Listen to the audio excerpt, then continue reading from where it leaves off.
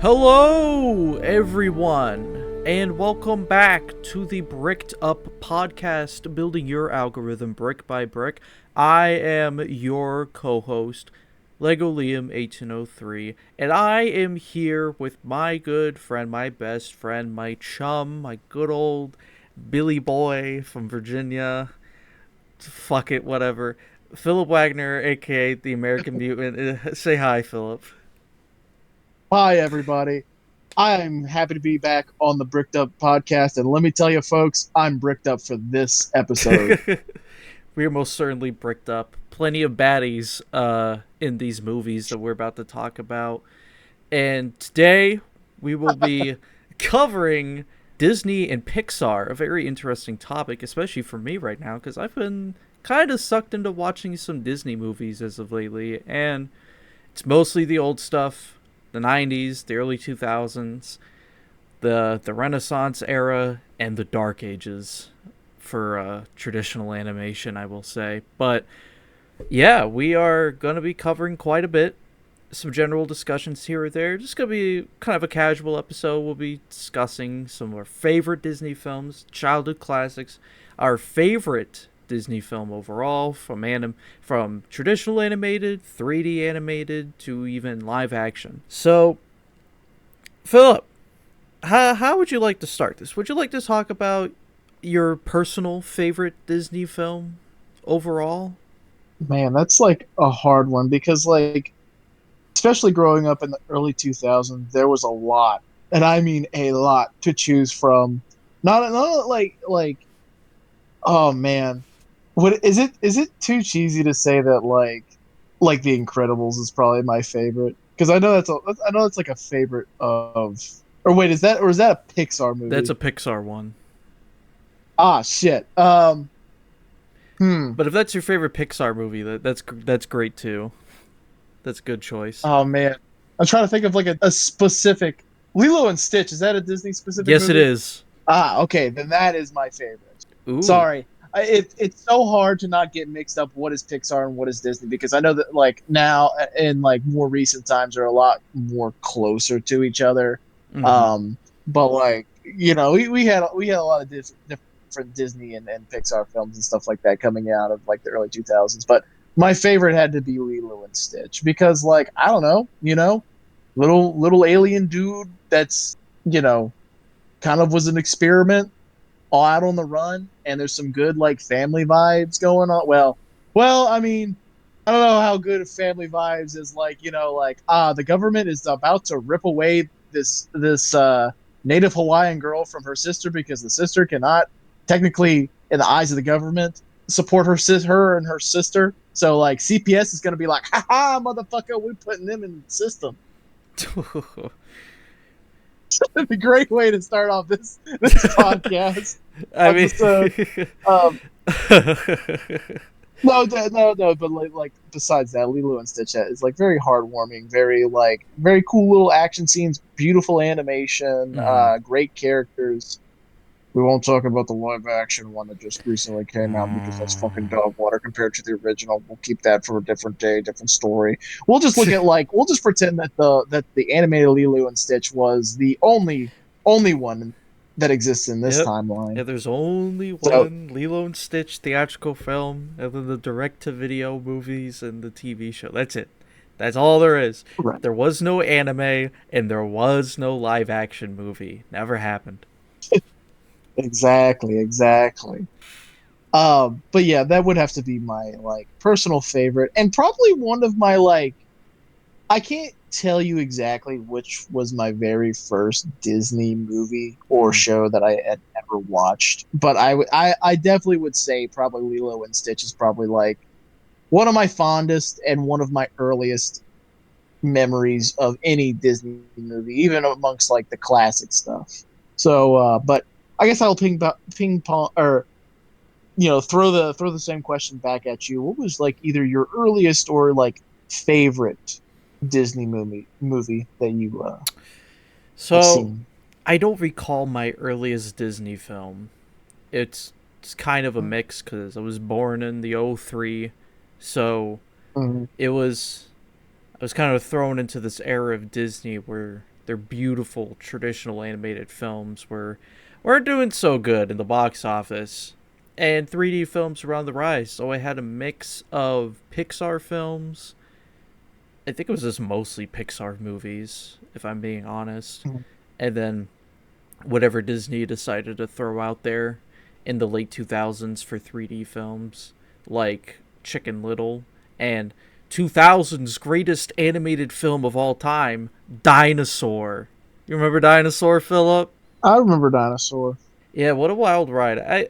I still think Dinosaur's like a fine and okay movie. It's a good kids film. The Right. music, I forgot if it was like James Newton Howard who did it. I think it was James Newton Howard. But the soundtrack for the movie's great. The visuals aren't that bad, especially for a film from 2000. I mean, at least it doesn't look like Beast Wars. So, that's a plus. So, Yeah, I think people are a little too harsh on Dinosaur. I think it's got its flaws. It's got its criticisms that are correct, I would say. Some of the characters are pretty forgettable in the naming area, but it's just a fun adventure yeah. film. It's like an hour long. I would say my favorite. See, picking a favorite Disney film like overall is difficult because I kind of categorize it in three different areas. There's my favorite traditionally animated Disney film. There's my favorite Mhm. 3D animated Disney film, and there's my favorite live action Disney film. So, my favorite traditional animated film is the one and the only 2002's hit film in November that wasn't really a hit because it didn't make a lot of money at the box office. Treasure Planet. I love Treasure Planet.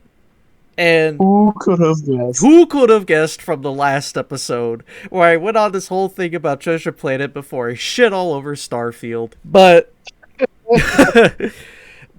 man, I cannot praise this film enough. It's an absolutely beautiful movie, and it used Disney's very expensive but very how should I put it? It not intuitive, but it was quite the advanced technology that they had for their traditional animated films that was primarily used in Tarzan beforehand with some of the fast-paced scenes where he's going through the jungle.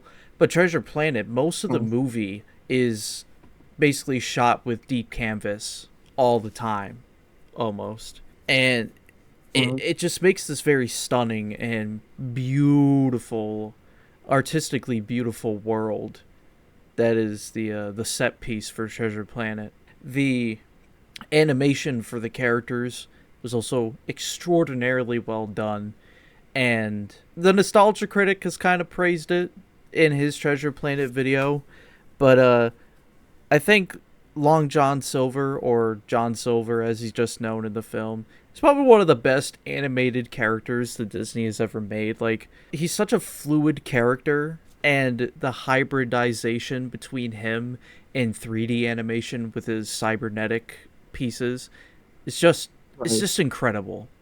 I absolutely love the artistry and the passion that was put into Treasure Planet. Now, one of the main reasons why I was attracted to the movie in the first place was one, I hadn't seen it as a kid, never really heard of it until like many years ago. And then I actually decided to give it a chance like 2 years ago, I think. And I sat down and I watched it for the first time and I was like, this is incredible. This is a fantastic movie. How did I never hear of this? It's basically as the directors put it in the audio commentary, it's supposed to be 70% 18th century and 30% sci-fi technology. Right.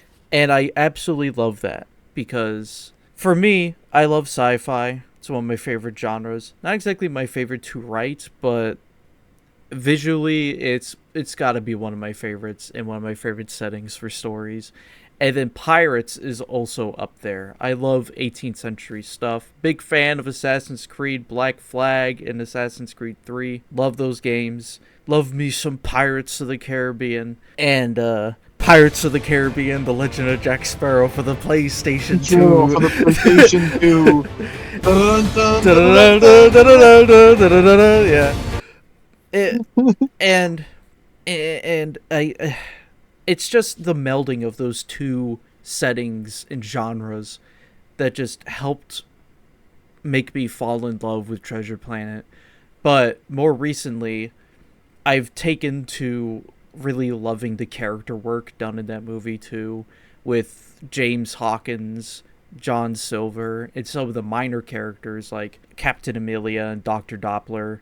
Just, it's just, it was a co-director's magnum opus, and it failed, and I hate that. It made about $100 million in the box office. It went up against Harry Potter 2. So, Oh yeah, they were not gonna. They were not gonna make it even against that. yeah. Like yeah, Harry Potter is a different story for a different podcast. But Yeah. even if it was like, I mean, to us, Treasure Planet is a pretty fucking great film. But to a lot of people, if like it's like, I wouldn't say it's like, because like I don't. Is Treasure Planet based off of anything Treasure like a Island. book, or It's is it a, just like, it's a oh, basically it's just it's its own. it's Treasure Planet. No, Treasure Island in Space was like the working title when they first pitched it. It's based on the book Okay, primarily. so I see. Okay, which I figured, I just didn't want to just assume before. I was just like, yeah, that's like, it's based on this really fucking niche comic from like 1990 something. But no, like, to be fair, Harry Potter, especially during its like, like when the movies were coming out, like it had a far bigger fan base, like compared to like, I mean, Treasure Island has been around for a long time, right? But like this is like Yeah. technically like Treasure Planet is like a new IP that no one's really ever gotten to experience before. So like you said, this was like a kids movie too, right? Treasure Island. Well, no, excuse me. Or Planet. Treasure Planet. Yeah, it's. I feel like it's a little weird. Treasure Planet has a lot to offer to its audience with its themes and its character work, and basically its adaptation of Treasure Island 2. And Right. I feel like the action and basically the bombastic nature of Treasure Planet in a couple scenes is definitely appealing to the younger audience. But the themes Right. and the morals and the character work is more appealing to the teenage audience. James Right. James Hawkins in the original Treasure Island story is supposed to be this young little kid who, under some circumstances, comes into the knowledge of Treasure Island and immediately takes this to the frickin' authorities, and they're like, "We need to lead an expedition." And then, Hmm. not to go too far into Treasure Island, because I guess that'll be for a different day when we cover Robert Louis Stevenson, writer of Dr. Jekyll and Mr. Hyde, by the way. They changed James into a teenager, a fatherless teenager too, because his father leaves him at a young age, and it it has that appeal to the young teenage crowd, especially of the early 2000s, where not many of them had a father, essentially. And James Hmm. became a much more relatable character, one you could sympathize with, one you could pity, and just the the story of him and Silver getting together and finding a sort of surrogate father son bond through the movie, which Hmm. also tackles Silver's, I would say, persona or personality, where he's supposed to be this vile, evil pirate character, yet there's actually this soft undertone to him. Like he's actually I would say like a gentle giant with a dad bod, basically. Hmm. And it's Uh, like, I hmm, I was gonna point out too, like I think it's kind of interesting too how they shaped. What's the main character's name again? The James guy, Hawkins. uh, James. It's also kind of funny how you point out that, like, it they very much shape him into like teenage, like what a teenage boy would almost be of like that time from that time period. It's just like they also gave him technically a skateboard too, and a more Yeah, like the X Games kind of were a like huge influence on this movie. Like, apparently, some of the animators were watching X Games around that time because it was like the hip, cool that's thing cool. for teenagers of the 2000s. But yeah, like they very much mold him as like a, I wouldn't say like they kind of get like obviously his outfit's very thematic for their the setting and the universe and stuff like that, but like you could almost like say he's kind of like punk or just like rebellious how his outfit looks Mm-hmm. with his like little surfboard fucking thing, however you want to fuck it, like a little sailboat thing. Yeah, um the Solar Surfer. but yeah, the little solar surfer. You Yeah, too can have a solar surfer for the easy payments, 4 easy payments of 1995. only at your local Toys R Us. Man, Okay. yeah, I miss you, it's Toys R Us. as much as I would love to go on about Treasure Planet. I'm just giving you my simple rundown of the film. Love this movie, and I'm glad a lot of people are discovering it, myself included, and giving it another chance. And hopefully, if Disney sees the uptick in interest for Treasure Planet, maybe they'll revive the sequel that they were supposed to make around the time the movie was coming out, which was Hmm. supposed to have Willem Dafoe as the main antagonist, Ironbeard.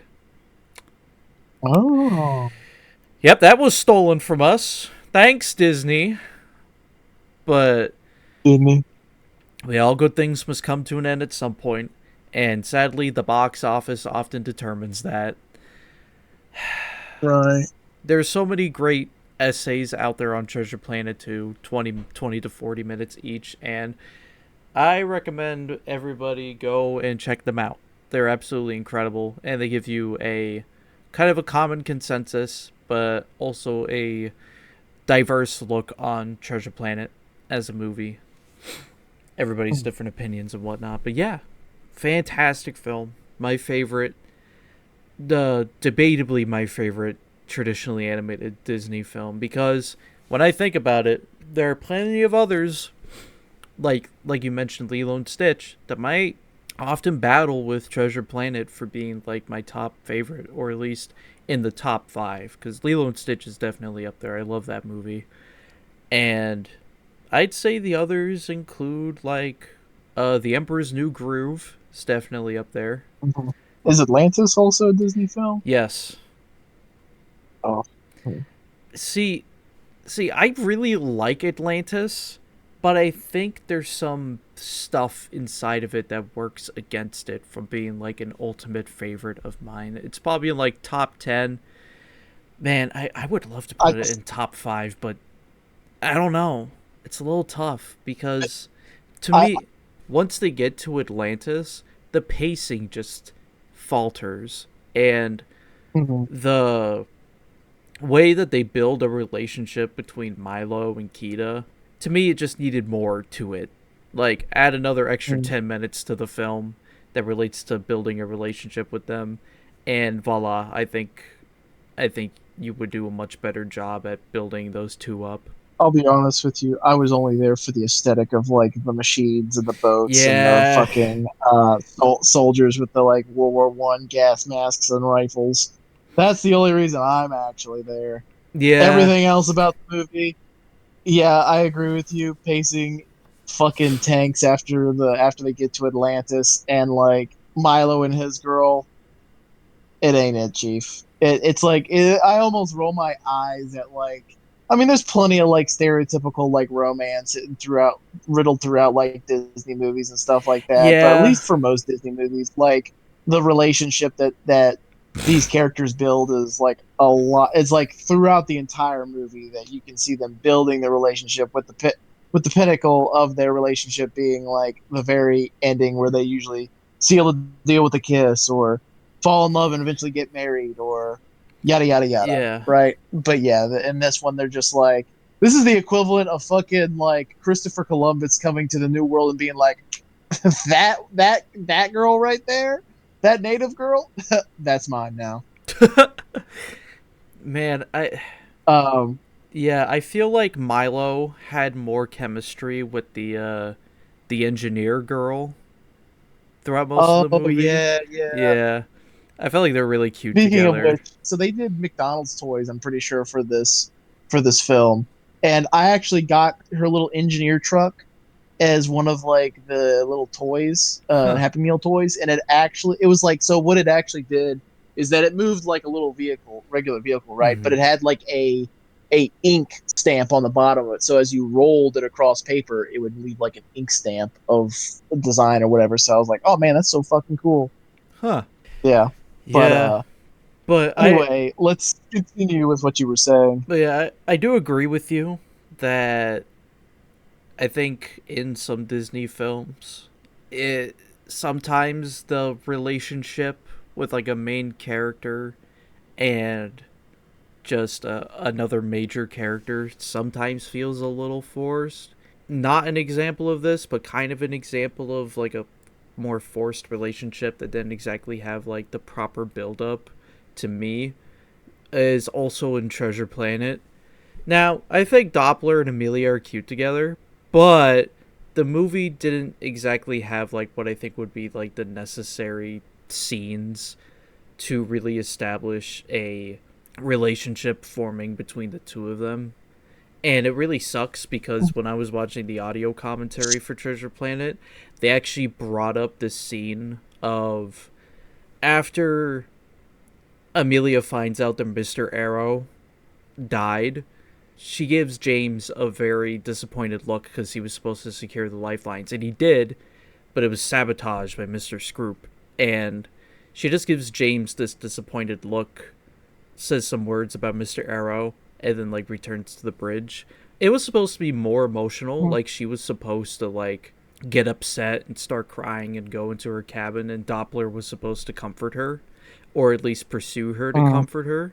I feel like something adjacent to that should have been kept in the movie, like Doppler trying to comfort Amelia as she grieves over the loss of Mr. Arrow, but we don't get that. And a opportunity to not only build up Amelia's character more, but also Doppler's and spark something of a relationship between the two of them. Yeah, Yeah. literally all we got for that is just like Doppler yelling at Amelia in that one scene and like basically putting her in her place or whatever in a very tense moment. And she's like, oh, damn, that made my cat pussy or my Khajiit pussy wet. Yeah, there's literally a part where, like, the only time in this after like 3 watches of this film, 3 to 4, the only real scene where the two of them actually like show some interest in each other is when Amelia is kind of, I don't know, delusional.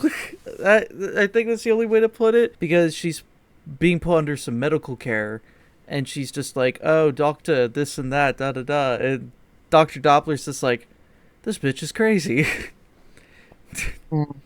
Like that's Also, where that's where it kind of starts for their relationship, and I'm like, yeah, I'm sorry, but I needed a couple more scenes with the two of them together before that. And the reasoning for why we didn't really get those scenes was, according to the directors, they really wanted to focus on the relationship between Jim and Silver, which I get. But yeah, I feel like some things just needed to be kept in the movie. honestly, if there was a version out there where Amelia and Doppler didn't get together, I don't think it would have like added or taken away from the movie because like on the grander scale of things, it's just like, oh, they just had like one or two scenes where they were like interested. Like it's like the classic like nerd gets the baddie right at the end of the movie, Yeah. which this is again this is not the like this is not what I care for. I'm like I feel like it's almost like that was like for Disney movies, there has, or most Disney movies, I should say, it's like a checklist of what has to be in a movie, in a Disney movie to make it a Disney movie. There at least has to be one romantic interest, whether that be the lead or side characters getting together. And I feel like that's almost like the checkbox that they had to check. It's like, okay, we'll just put fucking Doppler and fucking Amelia together and call it a day. And they had like three kids at the end of the movie. Yeah. Yeah. Yeah. And And I know the internet really likes Doppler and Amelia as characters and their relationship, but to me, I'm like, yeah, they're cute together. It's fine for me that they got together. I just wish that there was more of that in the film, more of building Right. up their relationship. You only get an hour and a half for this shit, folks. Sorry. But yeah, Right. I think another favorite of mine would be for traditional animated. Shit. There's a lot of good ones in the Renaissance era. Like you got Hercules, that's a really good one. Tarzan Hmm. is really good. The Little Mermaid's I pretty good think too. Sleeping, I not think Sleeping Beauty, Beauty and the Beast. just as a side note, as you think, I think what really like makes Tarzan and Hercules probably like up there for me is their soundtracks and their Hmm. like sing-alongs, that like original songs that they come up with. Like I don't know. I mean, it's Disney, so I guess Disney can get whatever they want. But fucking giving Phil Collins the role to like make the music for like Tarzan was fucking a great idea, and it makes that entire movie for me. I'm not saying that the plot of like Tarzan is like crazy or bad or anything like that, but I think I'm usually watching both Hercules and fucking Tarzan so I can get to the musical sections of it because it just gives me goosebumps every time, and I will, and those are like my favorite parts of those movies. You know? Yeah. I just kind of like Hercules overall as a movie. I know it's like totally inaccurate from Greek mythology, but whatever. No, I just oh, no. I Hades is not James Woods. No, I, no, I oh. just really like that movie. I think it's funny. The characters are really well done.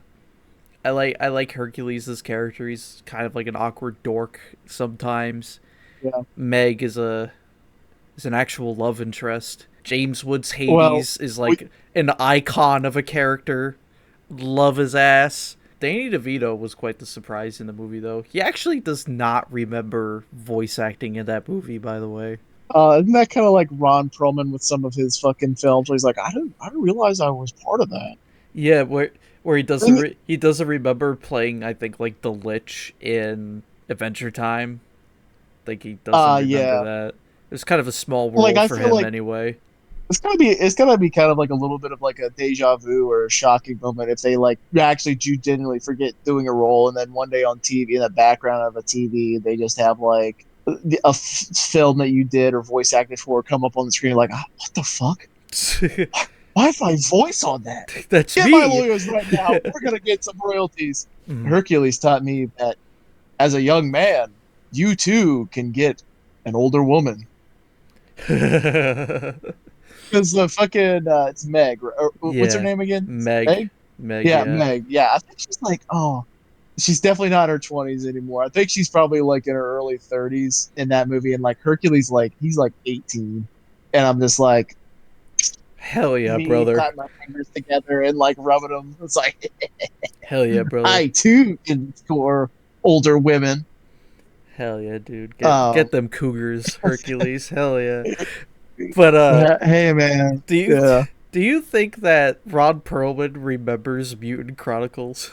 Oh my god. For everybody in the audience. We may have brought this up before, but if it hasn't, let this be the official time. There is a movie out there that from my childhood that took me forever to remember what it was. And it was called Mutant Chronicles that has like a bunch of fucking A-list actors in it. Kind of like Quantum Quest, which we will also bring up on this podcast at some Oh, point. we But still like gotta do a it's kind of a watch film. together for that too with Liz. Yeah. Ugh. Um, but it's a pretty bad movie. But yeah, I don't know if Ron Perlman watch Ron Perlman be like that was my favorite. I mean, it bombed in the box office. This was my favorite acting film, and be like, no shit. Can you sign our copy real quick? Man, yeah, that movie. By the way, people, that movie has John Malkovich in it for like 2 minutes, and Sean Pertwee or his son. I forget. One of the Pertwees is also in it for a little bit too, and then just a bunch of other random actors. And there's one actress that I recognized from another movie, and then I was like, "Wait, that's fucking her." When when I realized who it was, but I Well, don't remember her name. She was yeah, and she John. was yeah. Oh no, no, you go ahead. You finish your She thought. was I'll say she's it. like the mute character with the sword who actually like talks at the end of the movie, and I was like, "That's fucking you." Yeah. Wait, John Malkovich isn't the guy who just like obviously is like. Wait, is John Malkovich the soldier buddy, No. or is he the? John No, he's the John guy. John was the leader of the red robed people, and he's like Oh sitting in yeah, his and he was just chair, being like, reading obviously. our nation is falling to these zombie creatures."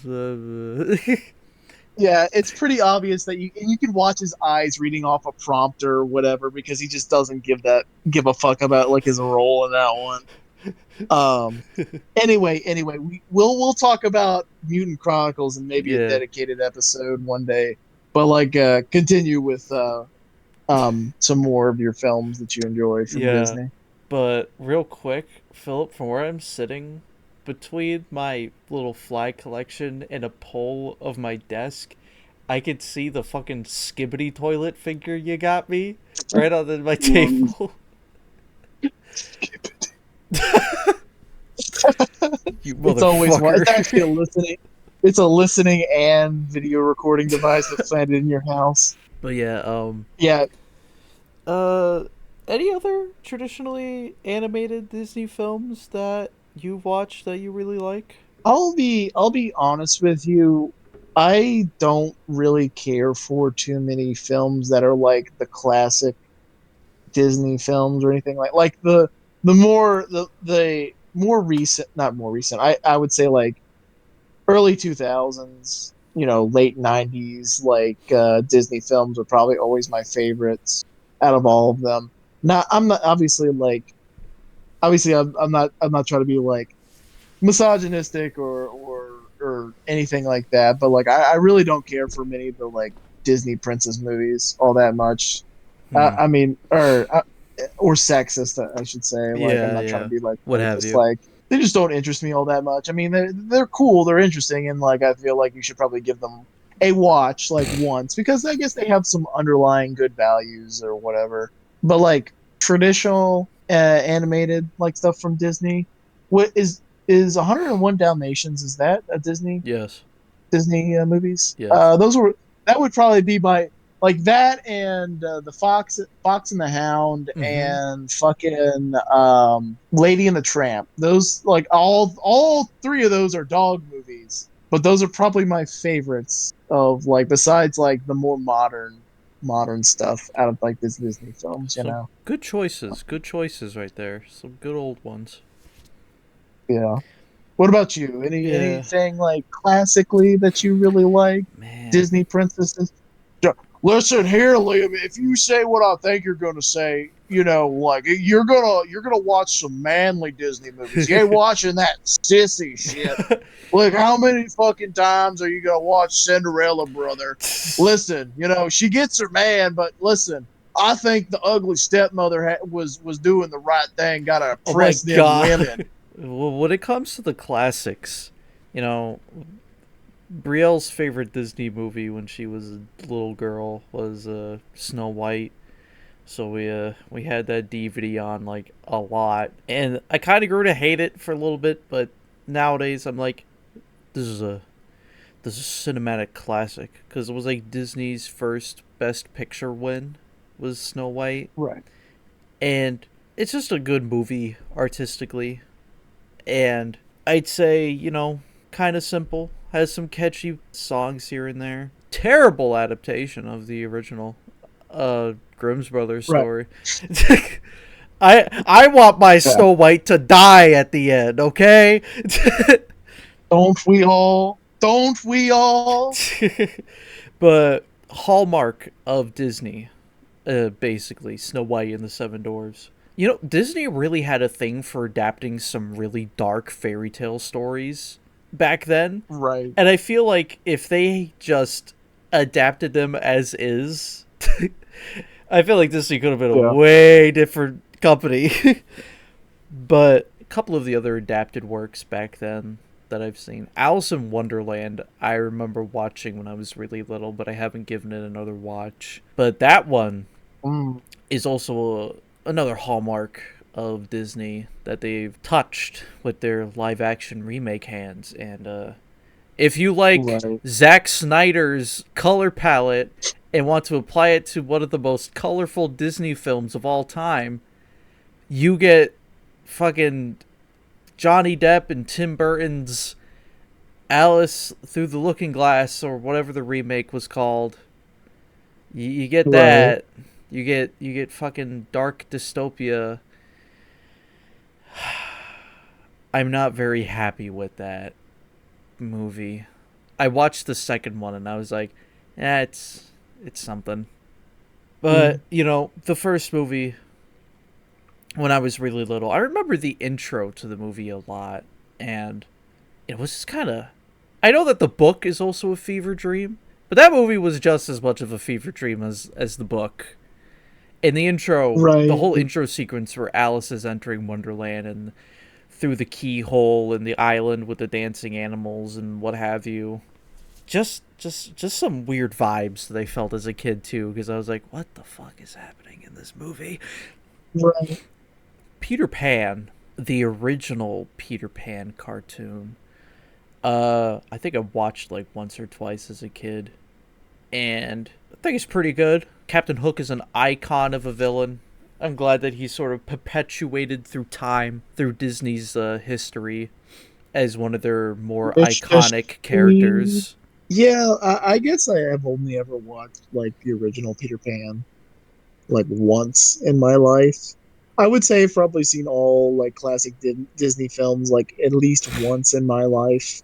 Not saying that like I don't know, I just never really like got into like any of those stories or like even like or had been a Disney like real heavy Disney kid when it came to like those classic works, and I like I don't feel bad about that to be honest with you because like I mean there are obviously much deeper meanings to a lot of these movies and stuff like that, like that I understand, you know, and like there's or like they teach you a lesson, which is great. But like I guess there's more profound stories out there that take those ideas and like themes and stuff like that and put it in a much more interesting twist on it, maybe, in my opinion. I also am glad that like, you know, Captain Hook as a character has gone beyond just his one work and hasn't been kind of like, you know, fizzled away and into obscurity and stuff like Mm-hmm. that. But like, you remember how it like when all the kids get captured, right? And the fucking Captain Hook's like fucking like sailboat starts flying through the air and stuff like that. Yeah. And like this is during World War II,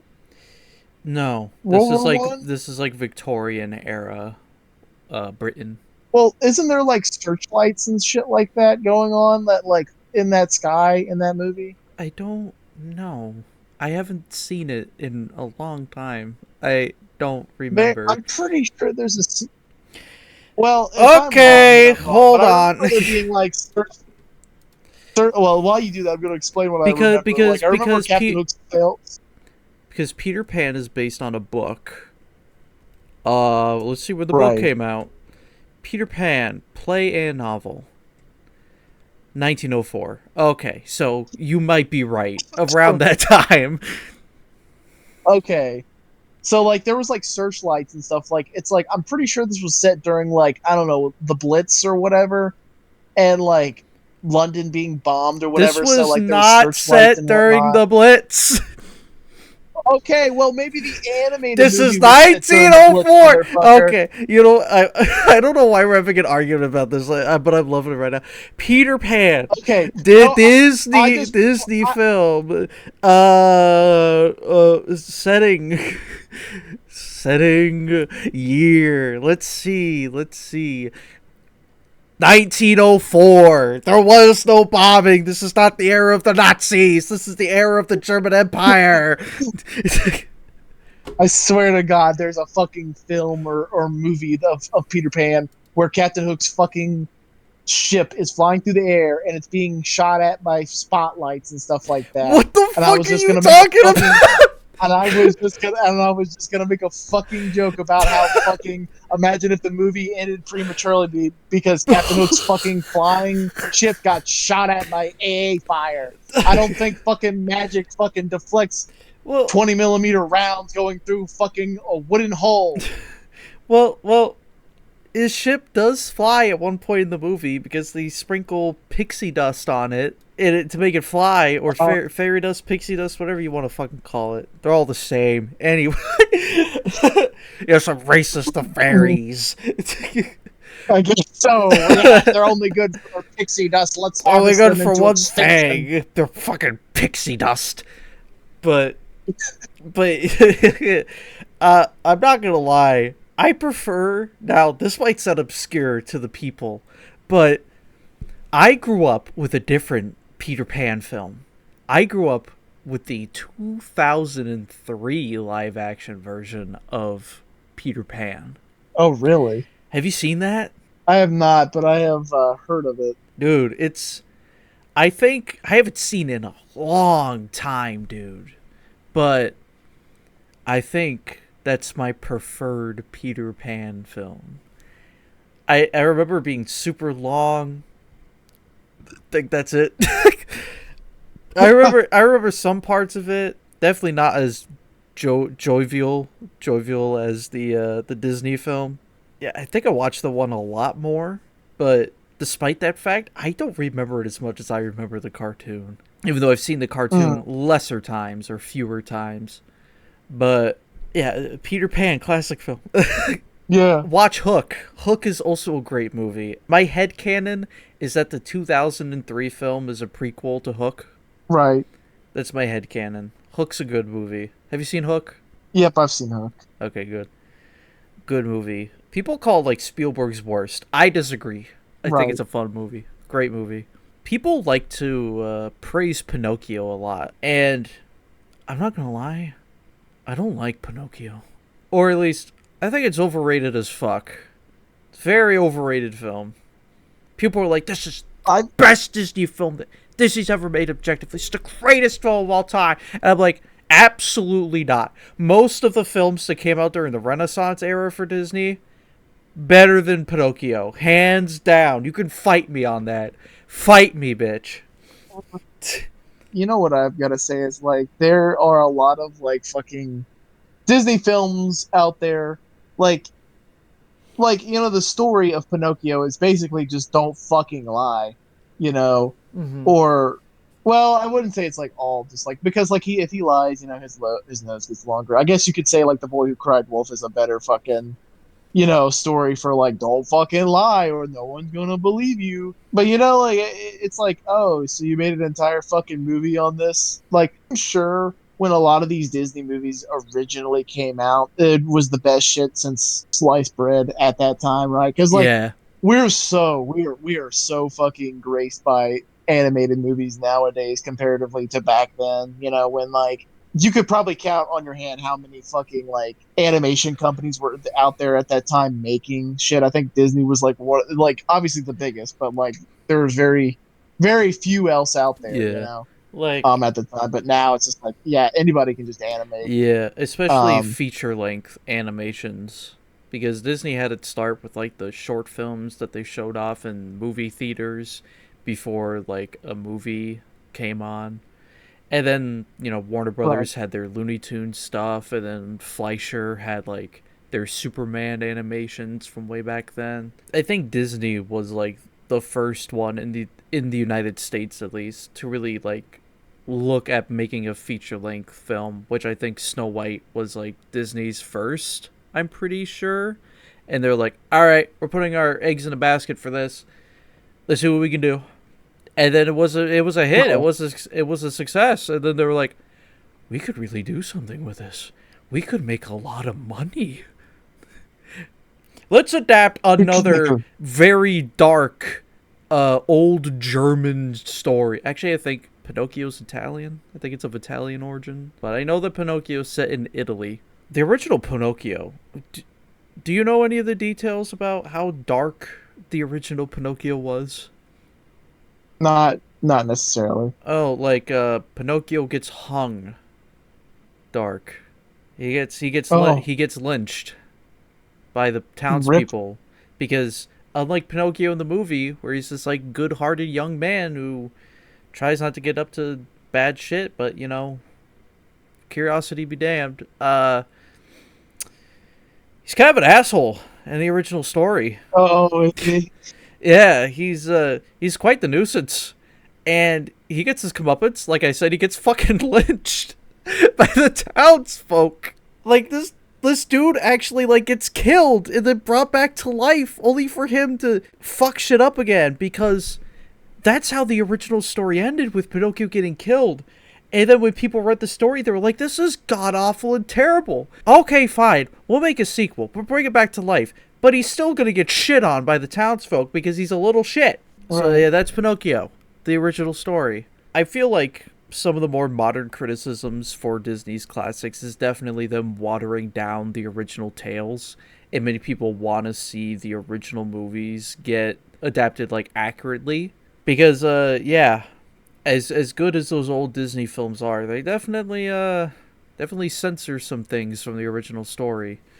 Like I said with Snow Right. White, she dies at the end of the original book. Right. Another classic, Cinderella. I only watched Cinderella like once, I want to say, and I'm not gonna lie. I think I think people just know like the simplified version nowadays, where evil stepmom, Cinderella wants like a better life. She wants to be this like nice, pretty girl, which she kind of already is, but she wants like to Right. live in royalty, to have a better life essentially, and she's given the opportunity by her Deus ex machina fairy godmother, who just comes in out of nowhere and it's like, bitch, I've been here the whole time. You want to get laid? You want to get a better life? I can get you that shit. Here's some glass slippers, beautiful dress, this pumpkin, bam, horse carriage. Now we're gonna go to the royal ball and make something of yourself, honey. And then they do that. And then oh no, midnight has struck. You're gonna lose all your shit. But what's this?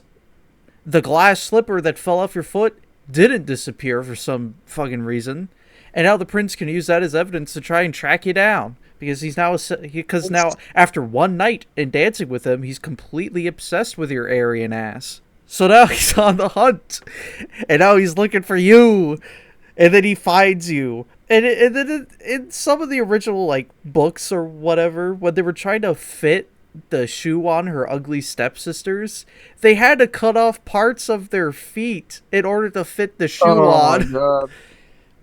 So Jesus Christ. so so yeah, that they're like, well, what about this blue-eyed blonde haired Aryan woman that you were clearly dancing with on that night? He's like, put the slipper on that bitch. Boom, fits. Goddamn, she is the right shoe size. Clearly, I could not make her out based on her physical appearance, which I completely knew of and probably should have memorized from the day that we met. But nope, the shoe size is gotta be what signifies who was that woman that night. So Right. now we're married, and she gets a better life. God, what a tale. Yeah. I didn't realize how shit Cinderella was as a story, dude. Yeah. It's really not all that great. No, and I think that's all anybody remembers, even of the Disney film. Like, do you even remember that there's this whole thing around the movie about these anthropomorphic animals that work around the house and are friends with Cinderella? Right. Yeah, I bet you don't. I bet you don't. Yeah, Cinderella. It's a movie.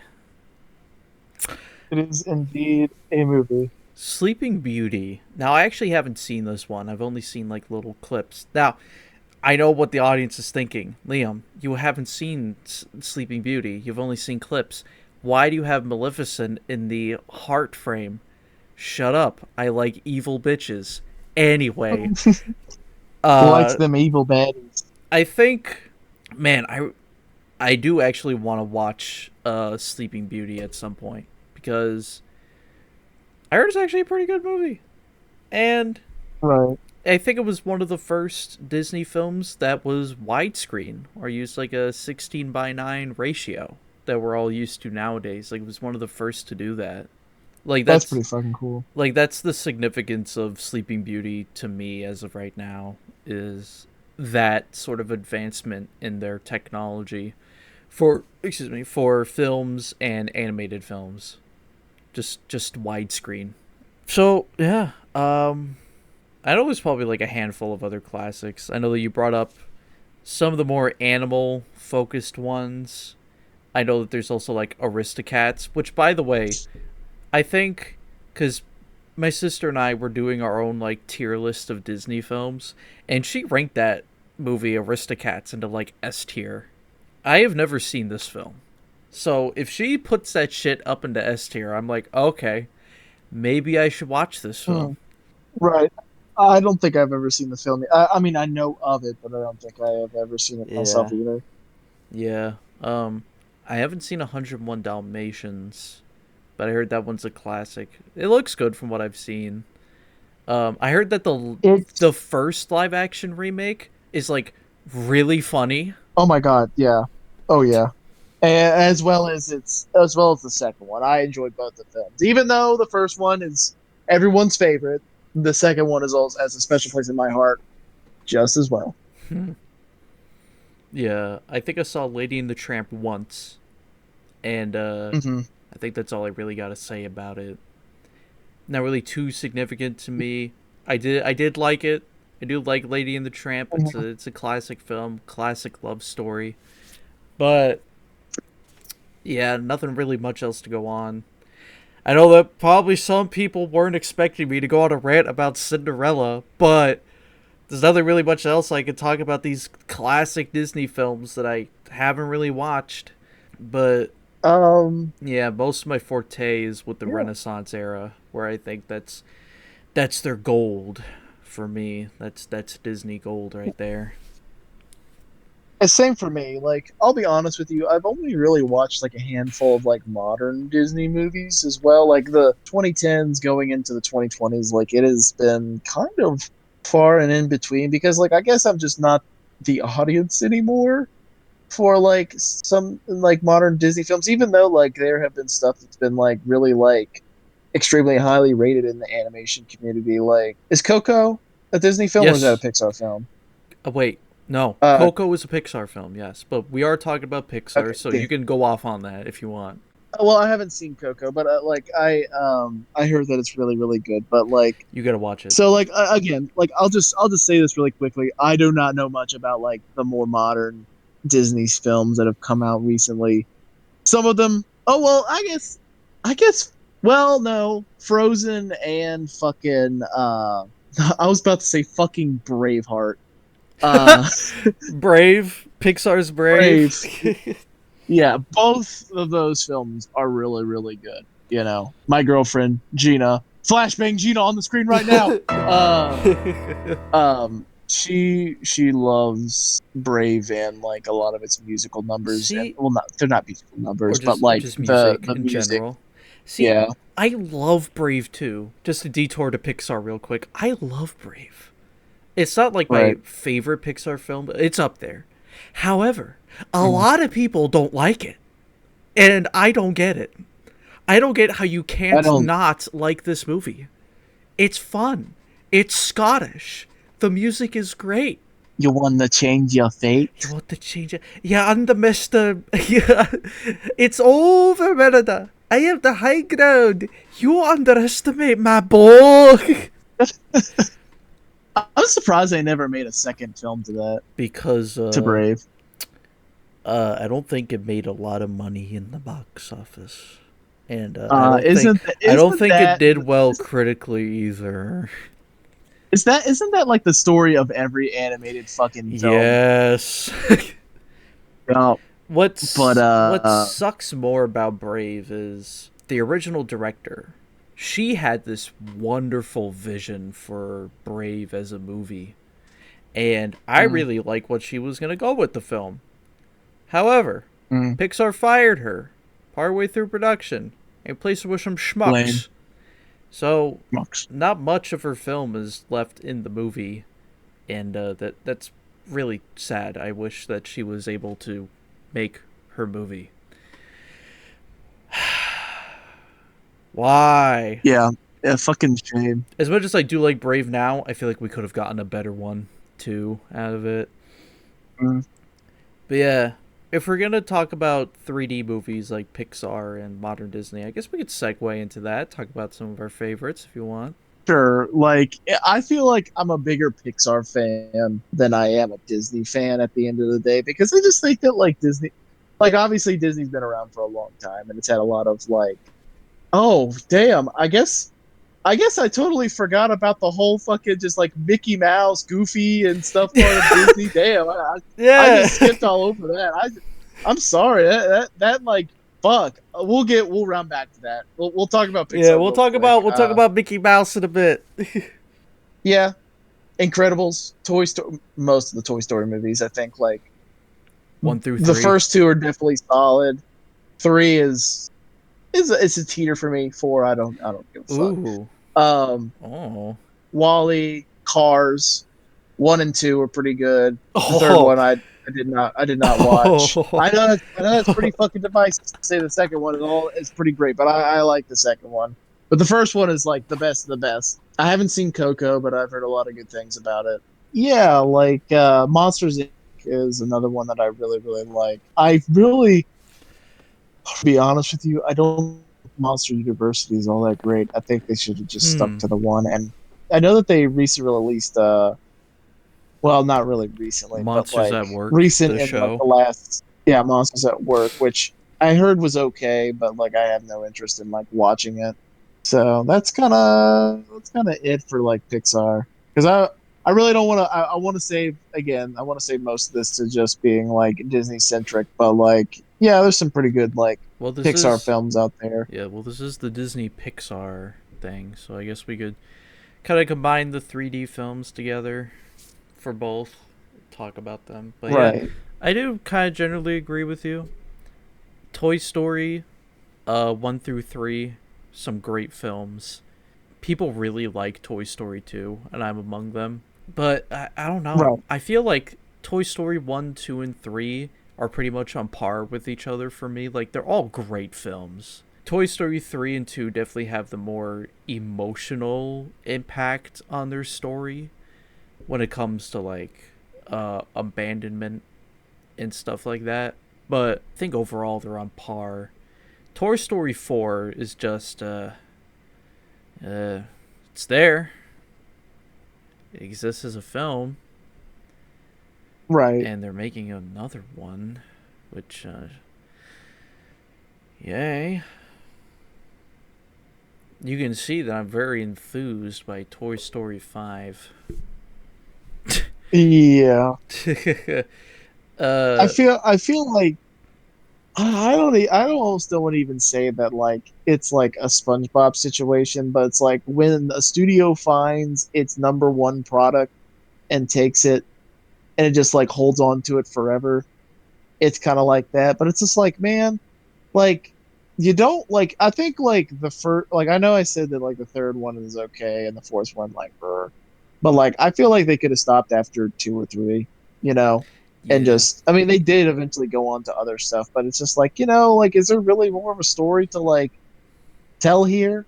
Really? Yeah, 3. Um Toy Story 3 was a nice conclusion to the overall story. mm, And, man, I know it's Disney Pixar, but you can't leave out DreamWorks in this discussion because DreamWorks was basically the middle finger company to Disney when Katzenberg, who was like the CEO around the Renaissance era, left the company.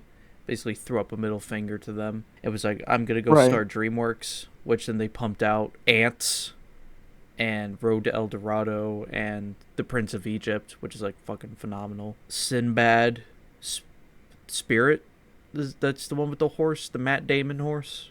Uh, Yeah. and then they dropped Shrek, and Shrek won Best Animated Feature Film, the first one to do that. Its competitors was Monsters Inc. and Jimmy Neutron. Shrek definitely like has become that.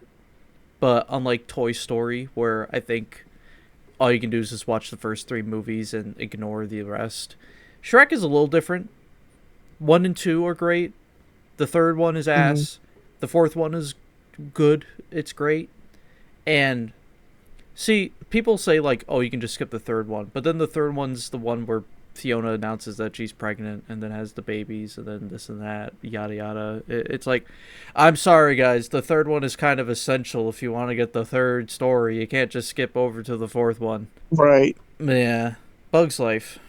I think Bug's Life's pretty all right, and as a kid, I thought it was pretty good. Nowadays, I'm like, it's all right. It's an okay film. It's a It good is. movie. Doesn't really need like a sequel or anything. After all these years, I think like 30 years later, I don't think it needs a sequel now. I can't believe Toy I Story's get. 30 years old. Have you seen the like? I guess it was the test animation for like that would eventually go to be Toy Story.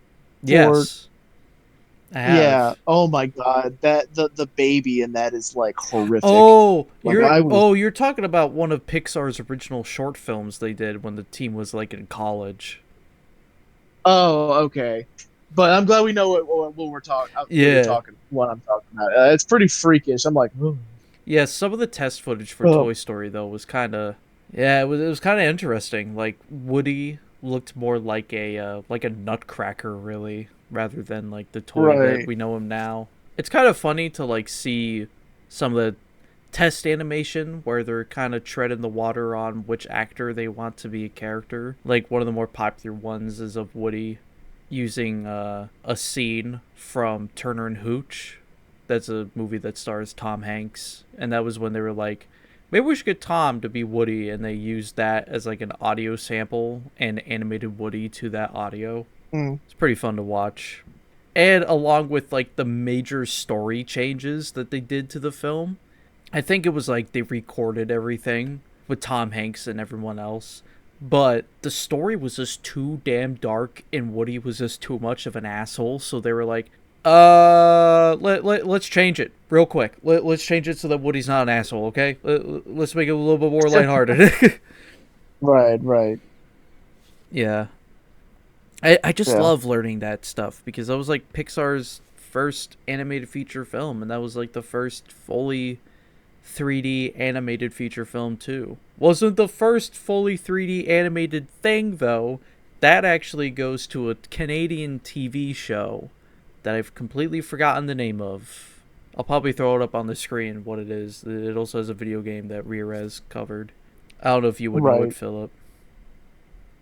Uh. I'll look it up. But yeah, yeah. Anything else to really say about Canadian. Pixar?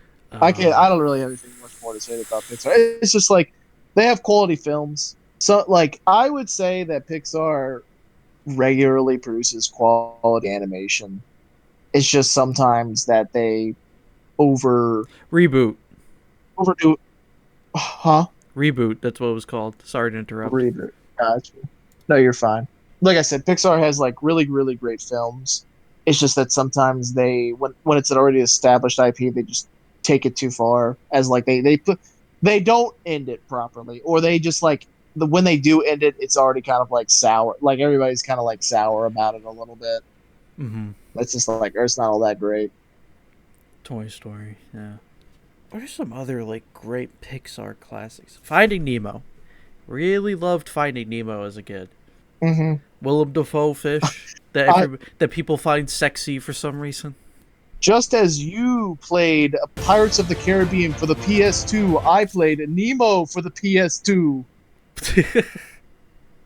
Did you really? Yeah, and then yeah, it had a PS2 game. It's a pretty fun game, but it was kind of like as a child, it was hard to do some of like the like figure out what I needed to do as a child.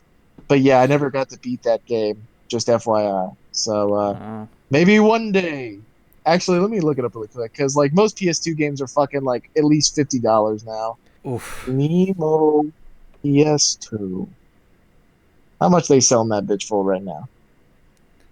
$20. Ah, cheapest that I can find. $3 on Yeah, eBay. that makes sense because it's a fucking shovelware movie tie-in game that nobody wants. Actually, I can just get the disc for 99 cents. Holy shit! I bet that bitch is scratched to all hell, bro. PS2 games are expensive. $3 case instruction $3, manual. 99 cents. Oh my Oh my god. god, that's fucking Oh funny. my god. Yeah. Damn. Um, yeah. Man, I'm trying to remember some other ones. The Incredibles was Is it? also a class. I really enjoy The Oh my Incredibles. god. Is It it bad? Oh, sorry. You go ahead. it's really hard for me to choose between The Incredibles and Wall-E as like my favorite Pixar film. I love both of them Mhm. equally.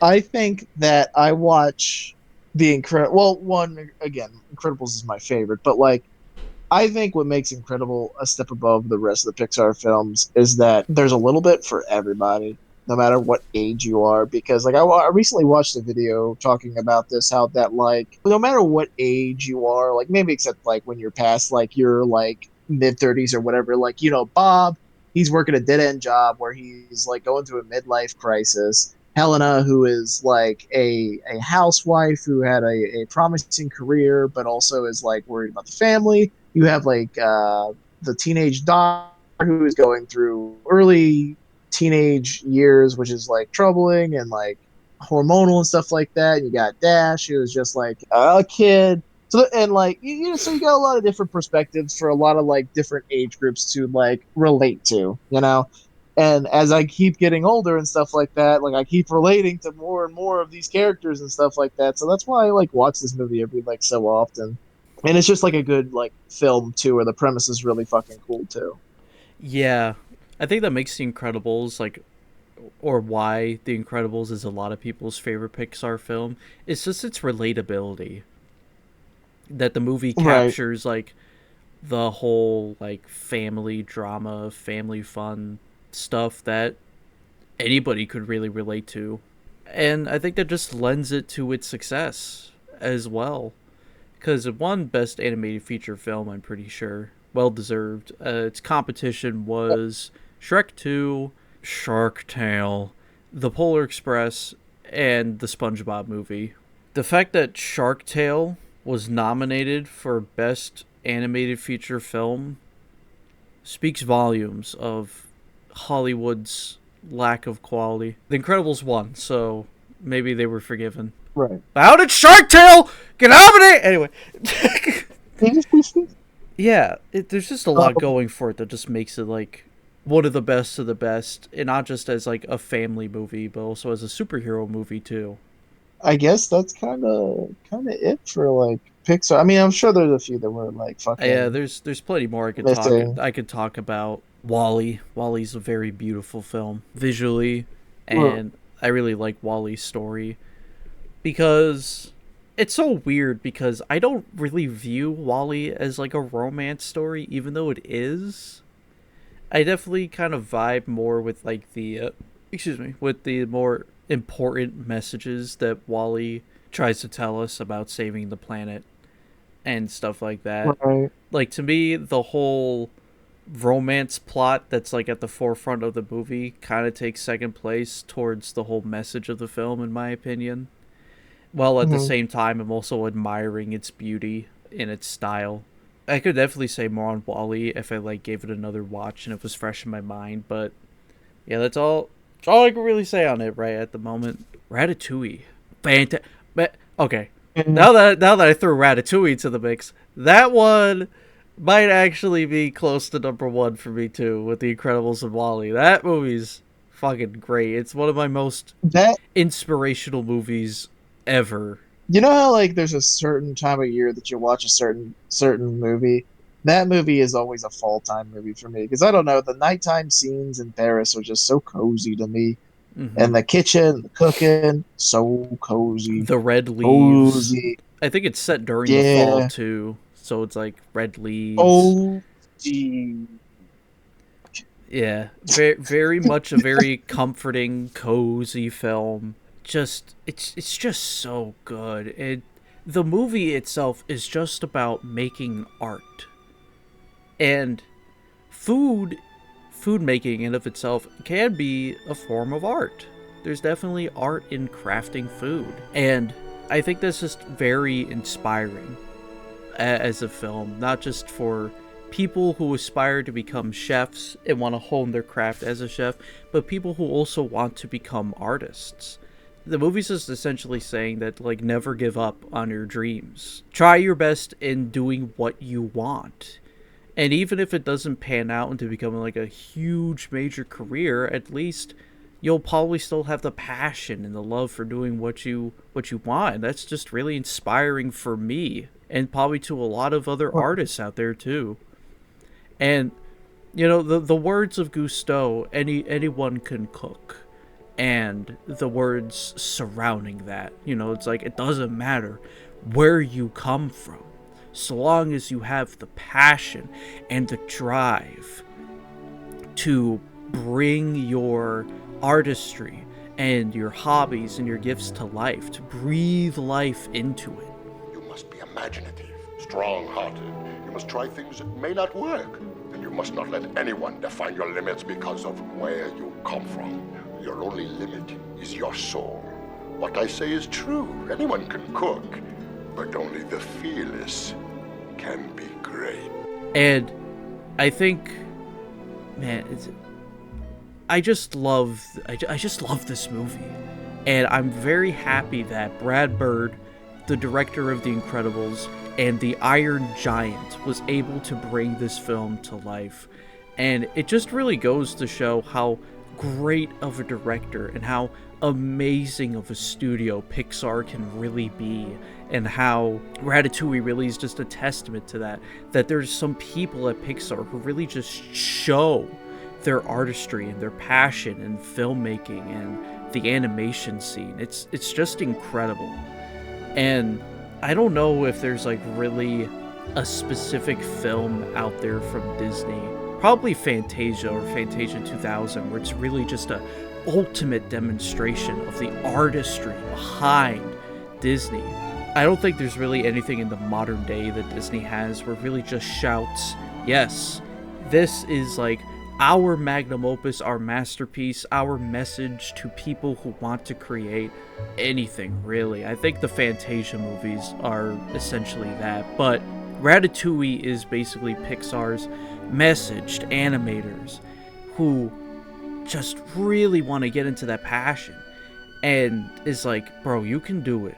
Doesn't matter where you come from, doesn't matter who you are, you can achieve this. You can just give it your all. And kind of to step away from Pixar a bit, Blue Sky also had another movie like this, Robots. So remember, whether it be new parts, old parts, or spare parts, you can shine no matter what you're made out of. Whether a bot is made of new parts, old parts, or spare parts, you can shine no matter what you're made of. He's talking to me, Dad. He sure is, son. He sure is. And those are just some words that I live by. Anyone can cook. It's just, I absolutely love Ratatouille. I can't say it enough, like I already have, about its message to its viewing audience and to people who just want to aspire to create in different ways than one. People want to write, to draw, to animate, to cook. It's just fantastic. Number one Pixar movie. There you go, folks. Number one Pixar film for me, Ratatouille. Ratatouille. Oh man, I almost got a little emotional there because it's just so good. Actually, you know what? Disney does have their own Ratatouille or their own robots. Meet the Robinsons. Keep moving forward. Another inspirational line said by Walt Disney himself that's just really been with me ever since I watched that movie. Just another fantastic movie. And this was during the era where Disney was still trying to find their footing with 3D animation and making that transition from traditional to 3D. And I'm glad that, much like Treasure Planet, a lot of people are coming around to Meet the Robinsons nowadays, and it's like, this movie is a masterpiece. This is a fantastic piece of cinema. And I'm like, yes, please praise this movie, praise these films, because it's a message to Disney and Pixar as companies right now that some of the stuff that they made in the past really shows their talent and their passion for the art of animation, 3D or traditional. These are the kinds of films that we want to see nowadays. And, sometimes they do come out with bangers.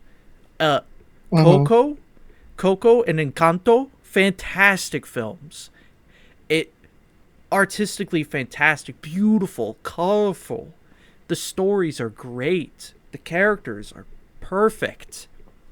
And I love how Encanto is just about different people's struggles in a family, and it even just goes much deeper than that, and like their family history too.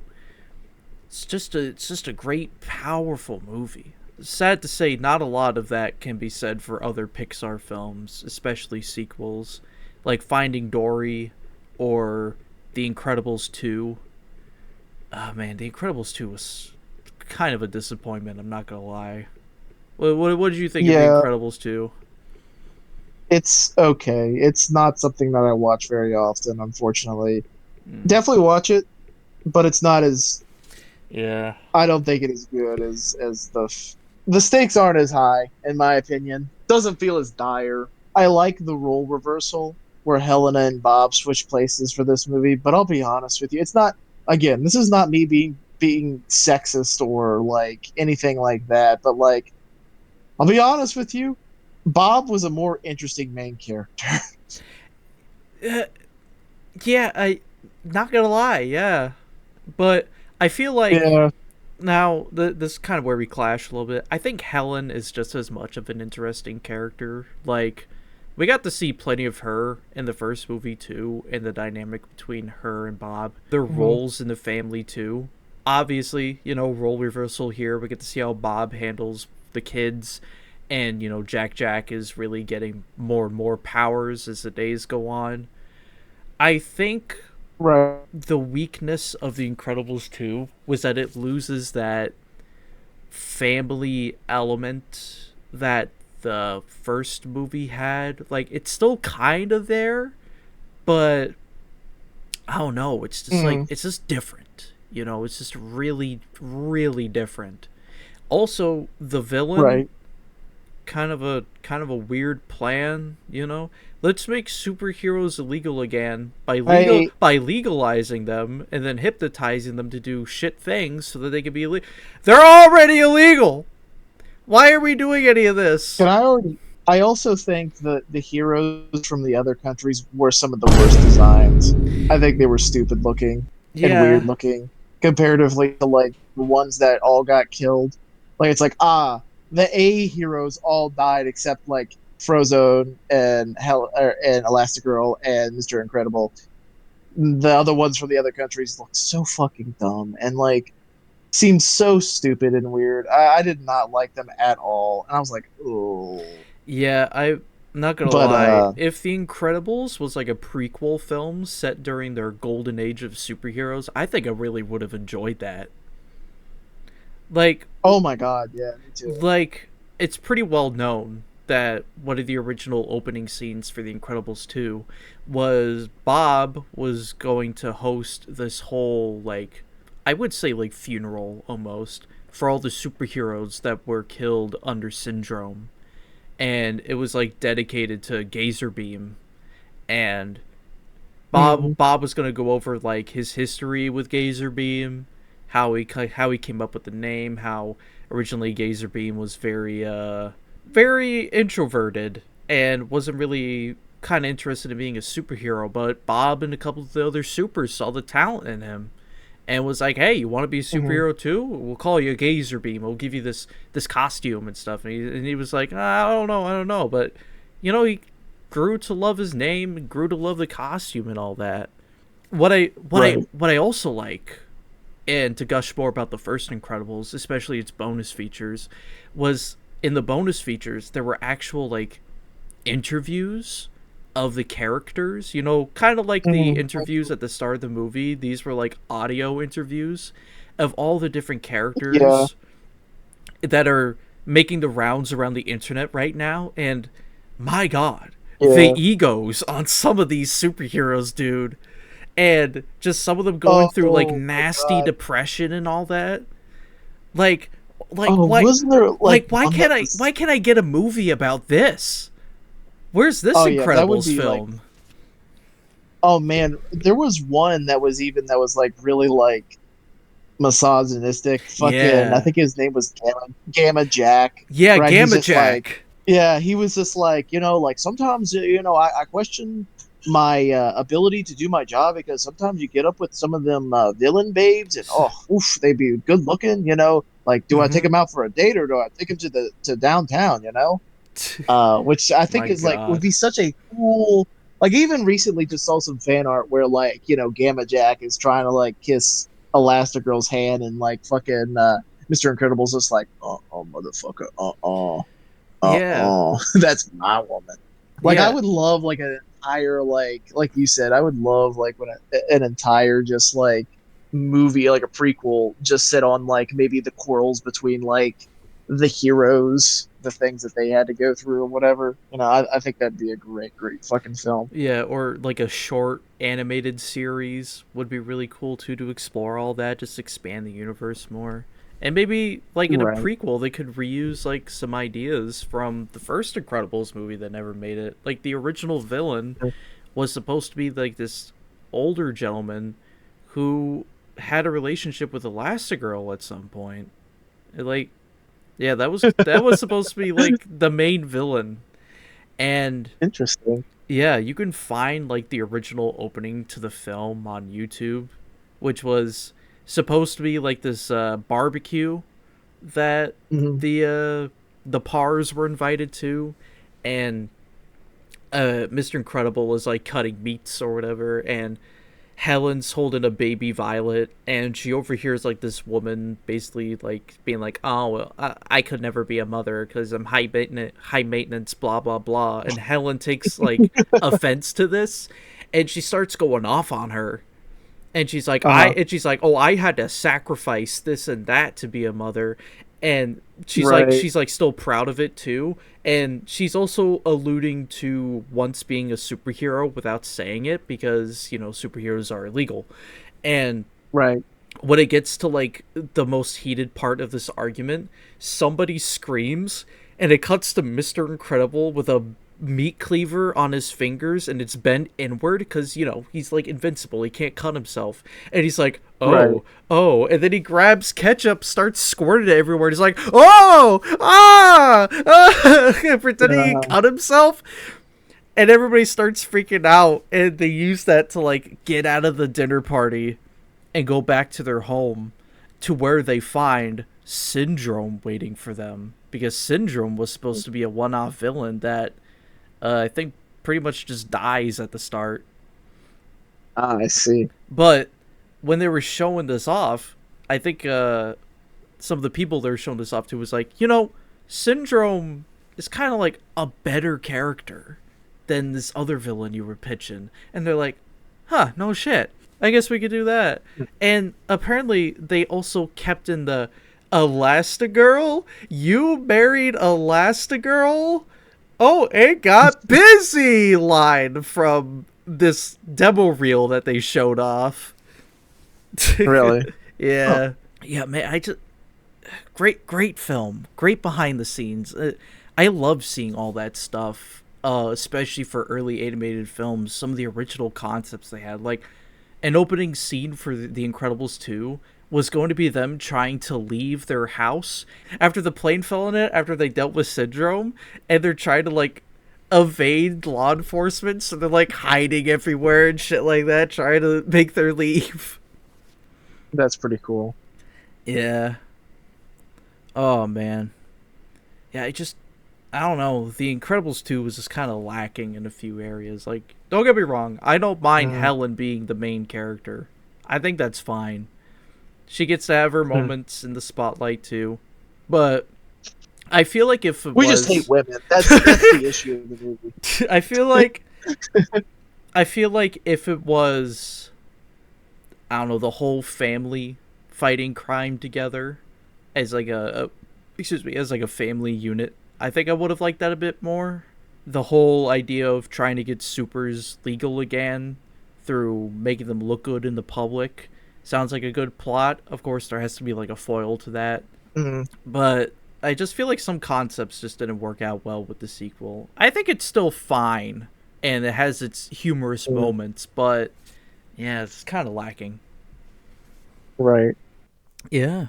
I feel like a couple of other childhood movies that I watched uh as a child, I guess.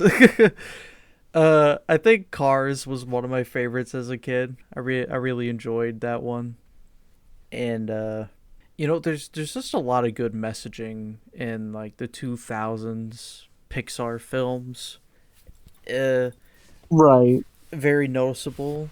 Cars, like the first Cars movie, has that sort of message where like, take life a little slow, learn a couple of things Yeah. that you might that you should probably learn, something like that. Uh The main takeaway from Cars is fuck Eisenhower and his interstate project for destroying Little America. That oh my son of a god. bitch. Philip going to Um, deep YouTube analysis mode, like 6 hour analysis on Cars type. why Hitler's staff car was still alive after the siege of Berlin. Oh my god. I think my favorite character out of the whole Cars movie is probably Doc Hudson. I love Doc's character in the films. And it's kind of sad to Right. learn that the second movie was going to deal with him a lot, but then, his voice actor passed away, so they're like, shit. I guess we have to rework the whole movie. And what's the worst thing to do than just give the comedic side character their own film? Because that works every time. You know? That works every time. Yeah, I bet none of y'all remember Christmas Vacation 2, where it was just Cousin Eddie. Shitter's full. You know what's crazy? It's probably like because like it's such a tonal shift like between like a more like humbling movie of the first one, right? Where it's like you said, a guy or a car in this instance is like riding high on life, but then through mishaps becomes like a much more humbler person who enjoys life. It's not always on like not riding on the high octane, right, and just kind of like enjoying life and the little and simpler things, you know. But then the second movie is just like comedy, spy movie, yeah. And then I guess the third one, even though the third one isn't really like like the first two are much better, I think, than the third Cars movie. Whereas the third car movie kind of just like revolves around kind of more of a simpler message of just like, it's just like there will come a time when you go from your peak or the pinnacle of your career, your health, your lively being, and that torch will just be passed on to like the next generation that will have be in its own prime, right? And you'll be just kind of like left in the dust. Even if you try to reclaim that same glory, you're never gonna reach that, you know. Mhm. And yeah, it's just kind of like accepting that and passing the torch on to the next generation type deal, right?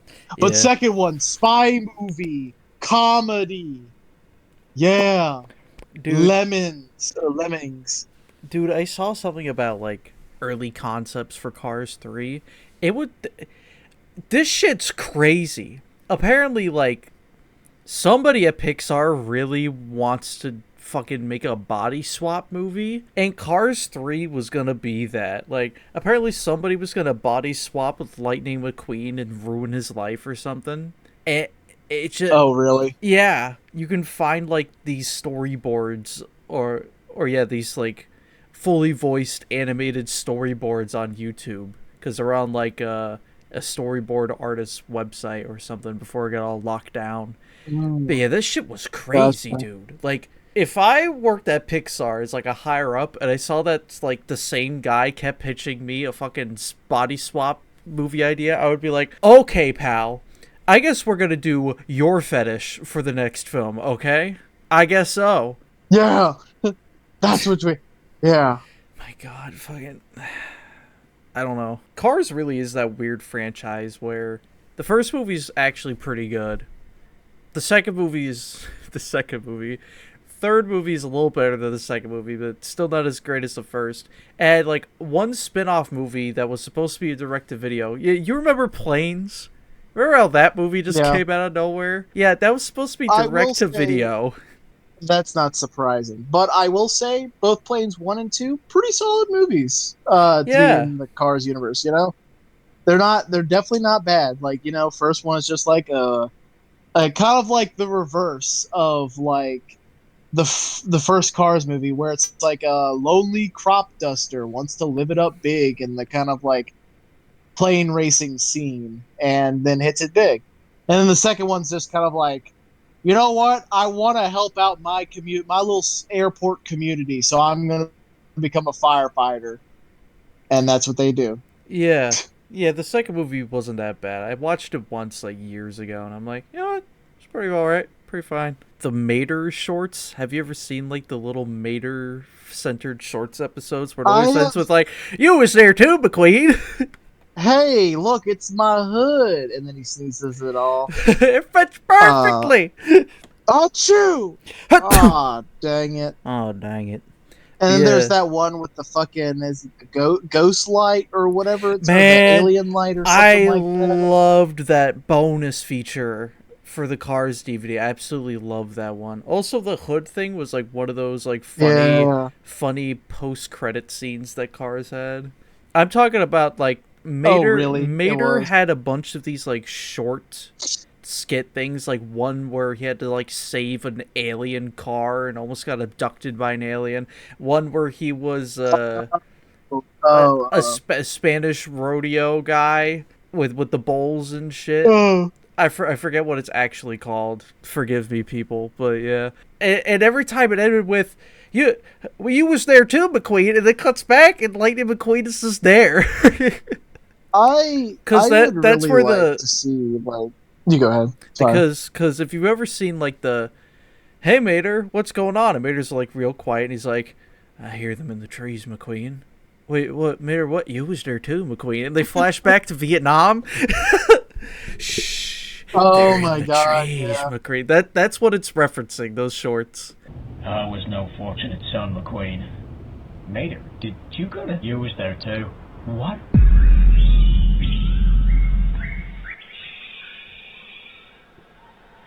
Quiet. Mater, are we gonna...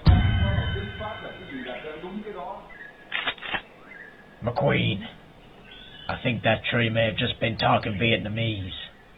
My God. But yeah, you know what's crazy is I love the voice actor for Mater, fucking Larry the Cable Guy. He was one of my favorite, like, just like comedians when I was growing up. Mm-hmm. Yeah, like him, Jeff Foxworthy, Ron White, and someone else. I forget their name, but they had like a comedy skit on fucking Comedy Central a long time ago. Yeah. They stopped doing that because Ron White would always get fucking blasted or drunk on the fucking on the stage every time. And he would keep drinking as it would go on, and everybody else was like, "Yeah, we can't keep doing this because he's such a fucking drunk." Apparently, when they were, oh my God, hold on, not to interrupt myself, but okay, now it's back in the green. I'm looking at my Wi-Fi bar in Discord, and I'm hoping to God that what happened after we recorded the Sinners episode doesn't happen again. Holy shit. Because it keeps going down to the red, and then keeps going back to the green. And I'm like, please stop. Please, God. Ladies and gentlemen, we've had quite difficulties, like, just trying to get this episode fucking recorded. Yeah. From a lot of delays and other things. God is not with us on this day for this podcast. Yes, between us talking about The Incredibles and now talking about Cars, there was like a 3-hour span where we had a break to have dinner. I got done with dinner, and then somebody decided to show up at Philip's house. Yeah, and it fucking just like turned into a 3-hour escapade of like, I'm not gonna even get into it. Just 3 to 4 hours. It's been a fucking time. But yeah, So Can a man apparently, just talk about fucking cars? so apparently, Larry the Cable Guy, they brought him in for Cars. Mater wasn't even a character yet. This is almost like a Voss Montenegro thing, where they brought in what's Oh, his really? face for Far Cry, and then they liked his performance so much they made Voss Montenegro as a character for him. Same thing with Larry the Cable Guy. They Right. liked him so much they're like, hey, they called him back months later and is like, hey, we're still working on Cars, but we kind of rewrote the whole script to include a character just for you named Mater the tow truck. And he's like, all right, all right. I love that. I love that story. I love it when actors just do such a give such a big impression on the director and the casting director and the writers that they're like, you know what, we're gonna write a whole character just for you. Love it. Right. Which is Yeah. kind of like cool because I definitely like Mater is definitely like an iconic character. Like, that's like easily recognizable, even if you don't know much about cars. Like, Tow Mater. Nothing much else to say on Cars. I guess like my final thing about cars is like I know that planes exist, but I would also love to see another spin-off series set in the Cars universe because I think that shit's cool as shit. Yeah.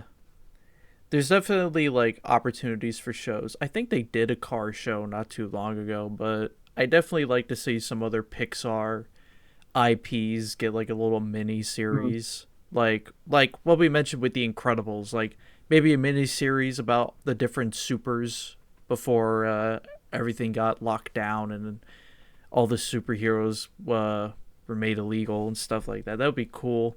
I guess like Right. with other IPs, like I don't know, Brave, we get a bit more Brave and the different Scottish clans and whatnot. There's plenty of opportunity, and I Right. know that people are kind of tired of seeing some of their childhood IPs getting milked, but a mini series is a mini series. A tasteful addition to the series is never a bad thing. I think we should bring this up before somebody in the comments does, but Pixar's made a handful of just shorts, like animated shorts, and they usually play before movie plays in the movie theater, from what I've seen.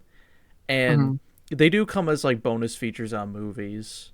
The only one that I've seen is probably the only Pixar movie I've actually seen in theaters, The Incredibles 2. And the short movie was actually pretty cute and very like emotional and meaningful when it comes to like a mother and her son. It was a very nice short, and there's Oh yeah, it was Mhm. that the one where it's like she's like taking care of like a little what are they a fucking a plant, dumpling a and it dumpling kind or of something grows. like that. Yeah. Oh, the plant.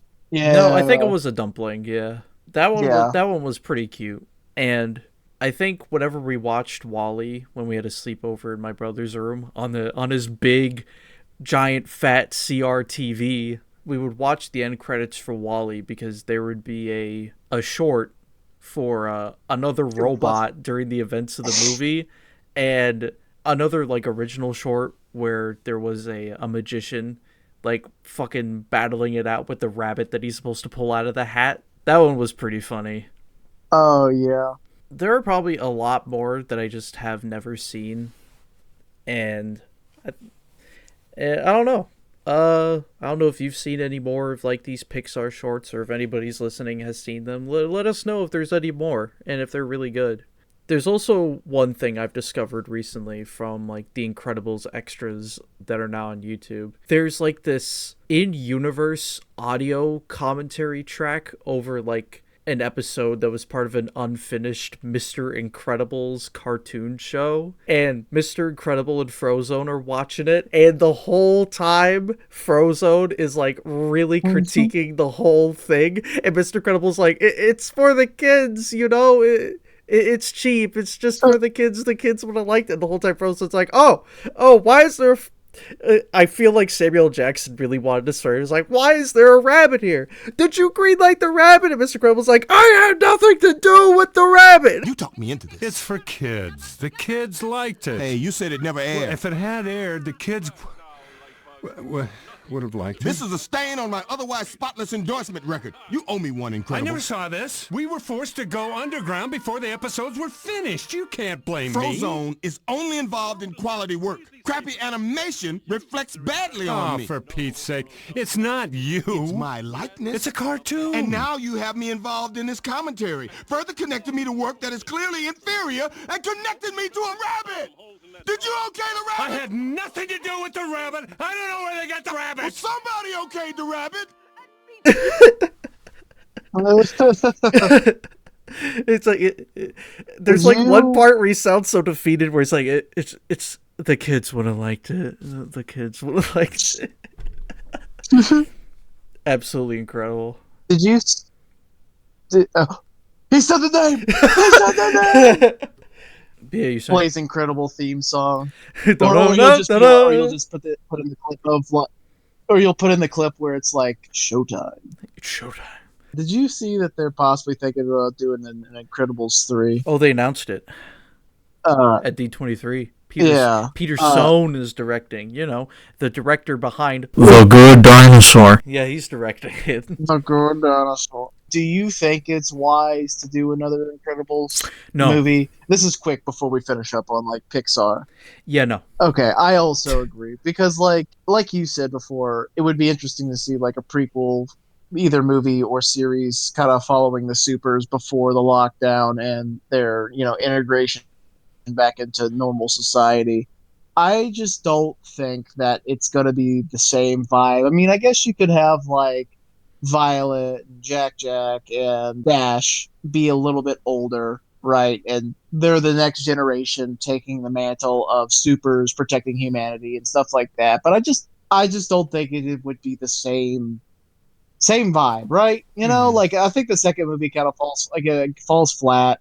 We talked a little bit about this earlier compared to the first one, right? It had a great concept, a super kind of trying to recapture his glory days, right? While also hiding that fact from his family, right? And like the whole world is kind of like, I don't think supers are a great idea type dealio. So I don't know. I think it's like, man, as much as that I like that there's more Incredibles, I think if they just stayed with just one Incredibles, I would have been totally fine with that, and it would have been satisfying. I kind of slightly disagree on the whole, like, there should have been one Incredibles. Like, for years, people wanted a second movie because it kind of ended off on a little cliffhanger or a little, I forgot what the technical term is, but a sting. It ended off on a sting where it's like, oh, we're setting up stuff that could be there for a sequel, with the Underminer. And, yeah, the second movie definitely picked up there with the Underminer, and he got away. The Underminer is still out there, Philip. He's on the loose. The Underminer. He's invading the Resistance universe, Philip. It's the Underminer. Behold, the Underminer. It is up to a bald, autistic army man to stop the Underminer. Like, it's time for... Man, I can't remember his name. He's in, like, almost every Pixar film. He voices, like, Ham, the Flea, the Underminer, the waiter in Ratatouille. I can't believe I'm freaking blanking on his name because he's like one of my favorite kind of cameo actors. But yeah, it's time for him to shine as a villain. Need to get him into the studio. Make number 3 about the Underminer, okay? But yeah, I'm thinking about your idea, like how they could take the direction for The Incredibles 3 by having like a Teen Titans or Young Justice type movie with Vi, Dash, and Jack, and introducing a couple of other like up-and-coming heroes their age. I think that would be kind of cool. Right. In that maybe Bob and Helen could be like role models or teachers for this team, along with Frozone and maybe a couple of other veteran heroes that are probably still out there if Syndrome hadn't killed them all just yet. Right. It's likely that there are other like teenage or young supers out there that are the like spawn of like other superheroes out there maybe. There's definitely a good opportunity to do like a movie or a mini series about that, but we're just gonna have to see where it goes. with The Incredibles 3. A lot of people are kind of concerned because about like the production of the story because Brad Bird isn't involved in it like he was with the first and second movie. But even some other people are like, the second movie was pretty meh. So let's see what Peter Sohn has. And I'm not gonna lie, Peter Sohn's track record isn't exactly the greatest. And apparently, in like an interview before like the slate of Pixar films shown at D23 was announced, he asked his son what he would think of The Incredibles 3, and his son was like, "That's a cash grab, Dad. That's pretty much a cash grab. Like, no, people are gonna be upset about that," and they went with it anyway. Yeah. But yeah, it's the current slate of like kind of a mix of new original IPs. Like we have the movie Hopper coming next. Elio came out like not too long ago, and people just kind of dismissed that movie because it was a Steven Universe bean mouth all over again. There's probably a couple more issues as to why people didn't see it for one reason or another, but yeah. Nothing really much to say on Elio or Hopper because Hopper hasn't come out yet. And they even make a joke that, it's just like Avatar. And I'm like, you're not supposed to say that. Really, the only more recent or modern Pixar film that I kind of like watched was probably Luca. I haven't watched Soul. Even though I heard Soul's a really great movie, I still need to sit down and watch that one. I do, at some point. Soul is pretty good. I have seen that. Anything you want to say on Soul before we move on to yeah, not really. It's just a good movie. Okay. It's yeah. Because the only other movie I wanted to gush about from Pixar, if I remember it is from Pixar, is Coco. That one's a really good movie. I think of the more modern or recent from like the 2010s to now. I think that's one of my favorite Pixar films. It's just a really good movie. But yeah, I think that's what we're going to mainly cover about Pixar for good people. We're going to shift back to Disney because, like we said, we forgot to talk about Mickey. We also have a couple of their other 3D features that we can talk about. And their last two traditional animated films, The Princess and the Frog and Winnie the Pooh, and their live-action films. So, Phil, where do you want to start? Where do you want to start in this little escapade?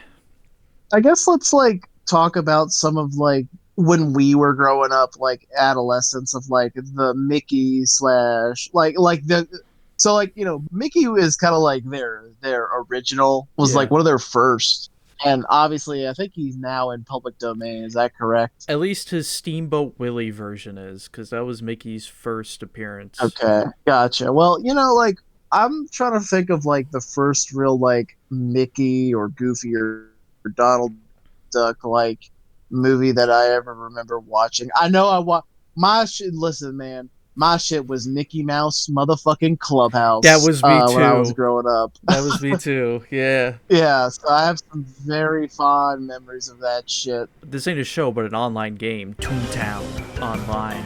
Oh, Toontown. Toontown. Man, Alex played that. And I played that a little bit too. That was a good one. But other shows. I'm trying to think of like, what's the. I didn't watch a lot. Like, I was very much aware of Mickey Mouse because I watched Mickey Mouse Clubhouse, and that was basically my Mickey. I also had I think I still have both of them. Right. My brother and I's Mickey Mouse plushes. I kind of watched more like if like animated like characters. I almost watched more Warner Brothers like products like Bugs Bunny and Daffy Duck more than I did like like Looney Tunes rather than like Disney a lot of the times. Now, I mean, there were like some like I guess like I would watch like the Christmas and Thanksgiving specials that they would have, like for example, Disney's take on like A Christmas Story, like where it had like was it Donald the Scrooge McDuck Christmas Carol special. I love that one, dude. Yeah, because I think that was pretty good. I think I watched that like by itself a couple of times before I eventually like the only way I could watch it again was through like the House of Mouse Christmas special, if you know what that is. Yes, I love House of Mouse because it was like Well, we still technically have our traditional department, but it's for shows and whatnot. I guess we could have them really flex their skills by doing House of Mouse and animating all of our classic Disney characters, which is really awesome. And I like, Right. I want them to bring House of Mouse back as like a TV show or something. I think the only ones that I watched were the Christmas special and the House of Villains one, because those were the ones on Netflix. I didn't. There is one where they bring in Mortimer Mouse, who is the original Mickey before Walt dropped him because Mortimer was just like too mean or something, and he's like a more happy-go-lucky character, Mickey. And Mortimer's like the main villain of this House of Mouse special, and he's like trying to break up Minnie and Mickey and trying to get with Minnie, I'm pretty sure. Dude, it was crazy. Jesus. It was crazy, dude. There's like all this drama going on too, and Mickey just trying to keep the show up and running, and everybody just kind of like, man, what the fuck is going on? But yeah, definitely love those. Gotta give them a mention because people will probably like slap the shit out of us if we don't.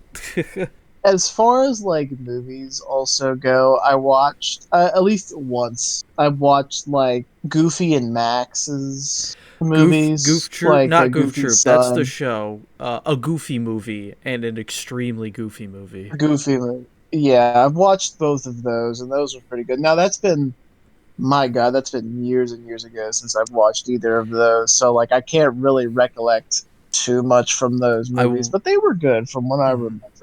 I watched them recently with my sister, and I actually really enjoyed them. Okay. Yeah, a Goofy movie is like a pretty nice, heartwarming father-son bonding film. And for like most of the time, you like can kind of sympathize with Max because he wants to do his thing and he sees an opportunity to go and do it, but at the same time he's anchored to his dad. But at the same time, you kind of like sympathize with Goofy too. Like Goofy just really wants to bond with like his rebellious son, and he sees like this whole trip around like the West Coast is like the way to do it, and he's like, I'm gonna bring you to the same camping site that my father took me to, and you get to use the same exact map that we used. And you know, it's a nice feel good movie, but at the same time there are just some parts to me where like I just kind of feel bad for Goofy because he just wants to bond with his son, and I'm like, Max is a fucking dick. Come on. Like, I know he's the rebellious teenager, but at the same time, like, come on, dude, your dad just wants to bond with you. Like, yeah, he took you to Possum World, and it's not exactly the greatest place, but you know what? He's taking you there because it was something he did with his dad. He loves you, dude. Come on, give him a chance. Dude, I'd be like, all right, yeah, fuck you, Max. I'm gonna go with your dad to the fucking Exactly. Possum Museum. Fuck yeah. Exactly. I'm gonna pet a fucking opossum. Fuck you guys. You know what Kingdom Hearts is, right? Dude, I have a rant on Kingdom Hearts. If you want me to go off.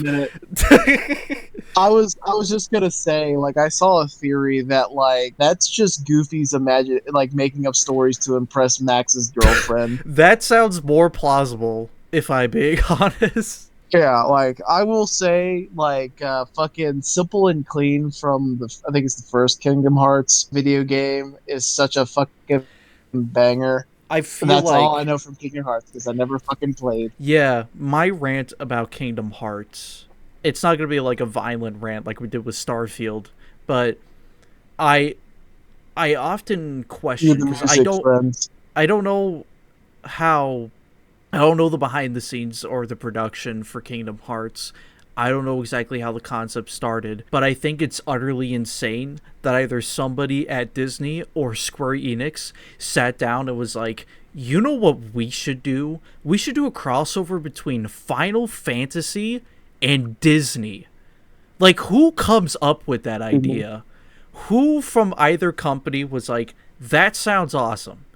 And to be fair, it does have a fan base. It does indeed have a fan base. But as an outsider to the franchise, I just have to question the validity of Kingdom Hearts and why, as a game series, it exists. Like, why Final Fantasy cross with Disney? Like, also now Pixar with Kingdom Hearts 3. Like, what's the purpose? Like, who came up with this? What's the point? Right. I guess there's also like some of the other shows like DuckTales, which I've never watched the original series and I haven't watched the rebooted series either.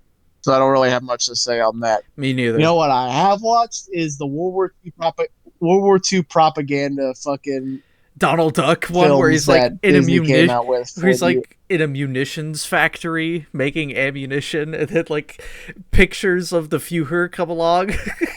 Man, wild times. Oh my god, yeah. Or the fucking one where it's Donald Duck and his fucking nephews are like Japanese soldiers, right? And I think fucking Donald Duck says like, "Oh, actually, I don't know if I should repeat what he said because that might get this fucking video demonetized, and it's probably also not very good." But let's just say whatever racial slurs that U.S. Army people used to fucking call Japanese of the time were used in that propaganda one. So just you guys can look it up for yourselves or use your imagination. So yeah. A lot of the old World War II propaganda and even like training videos, because you know the Sergeant Snafu videos that were made by like in collaboration with Warner Brothers, Disney, and even Dr. Seuss wrote a couple of Sergeant Snafu training videos. It was pretty insane, and for the longest time they weren't available to the public until they're like, why do we still have these? Let's just dump this on YouTube or whatever. Freaking crazy. Right. But I don't know if there's any more of an appropriate time to do this personal rant of mine, but I have a case that I want to make about the Disney princesses, if you mind, real quick. Sure, let's talk about Okay, so famously, Disney has this brand of the Disney princesses because the Disney princess movies have been some of their most successful and most well-known films out there, right?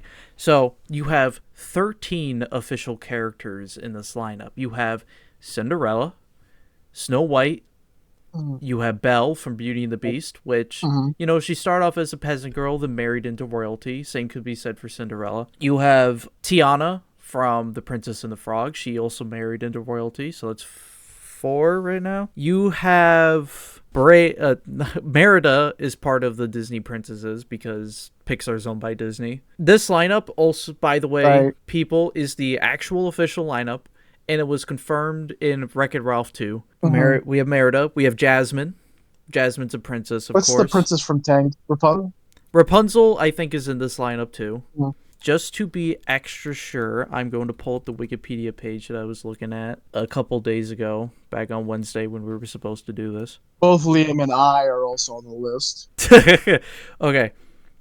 Snow White, Cinderella, Aurora from Sleeping Beauty, Ariel, she is a princess. She was born a princess. Rapunzel, yep, Merida.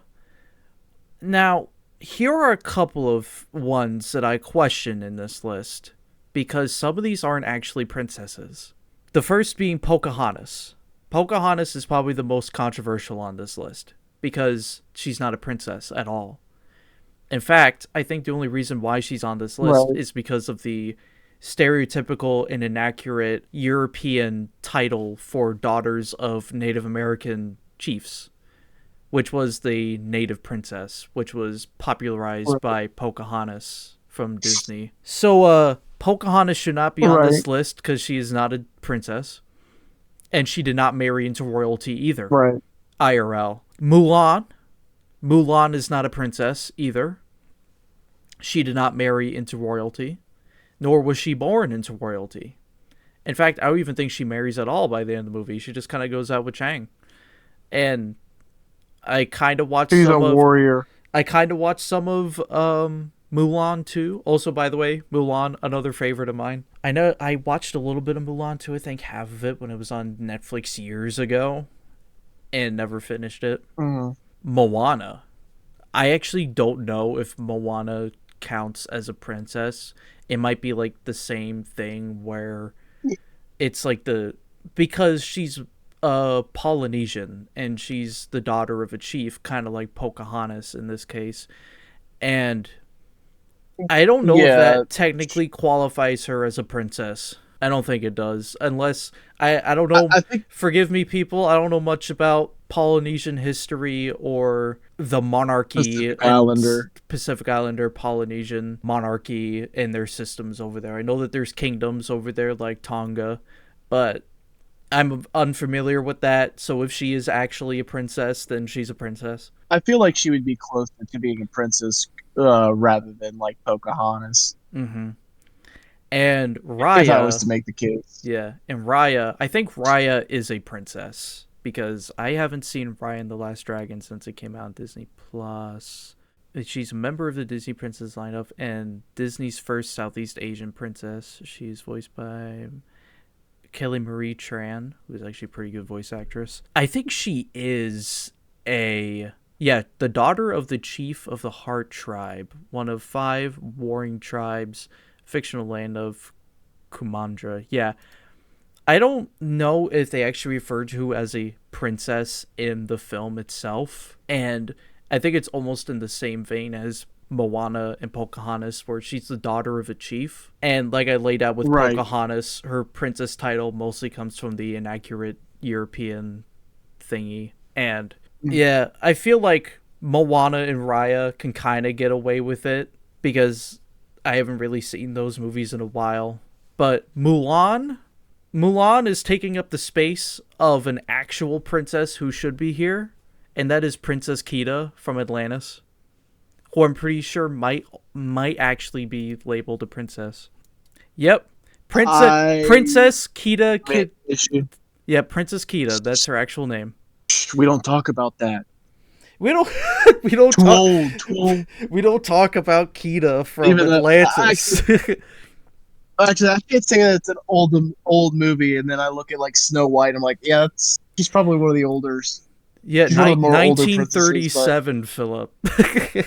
And apparently there are 2 retired Disney princesses, Philip, which I'm kind of glad they're retired because they're not princesses either. Tinkerbell and Esmeralda from The Hunchback of Notre Dame. Oh yeah, 100% no. Like, Yeah. no. I'm sorry, but the Temptress Gypsy Woman is not a Disney princess. She's the whore of the princesses. Yeah, like maybe you could say that, like, I mean, if it was stated in the movie, she could be like Tinkerbell could be like the ruling princess of all fairies. But no, she's just a fucking fairy. But here's the thing, she's not, and I'm gonna throw some ball knowledge at you. I have seen, because of my sisters, and because these were all on Netflix, I have seen just about every single Tinkerbell movie.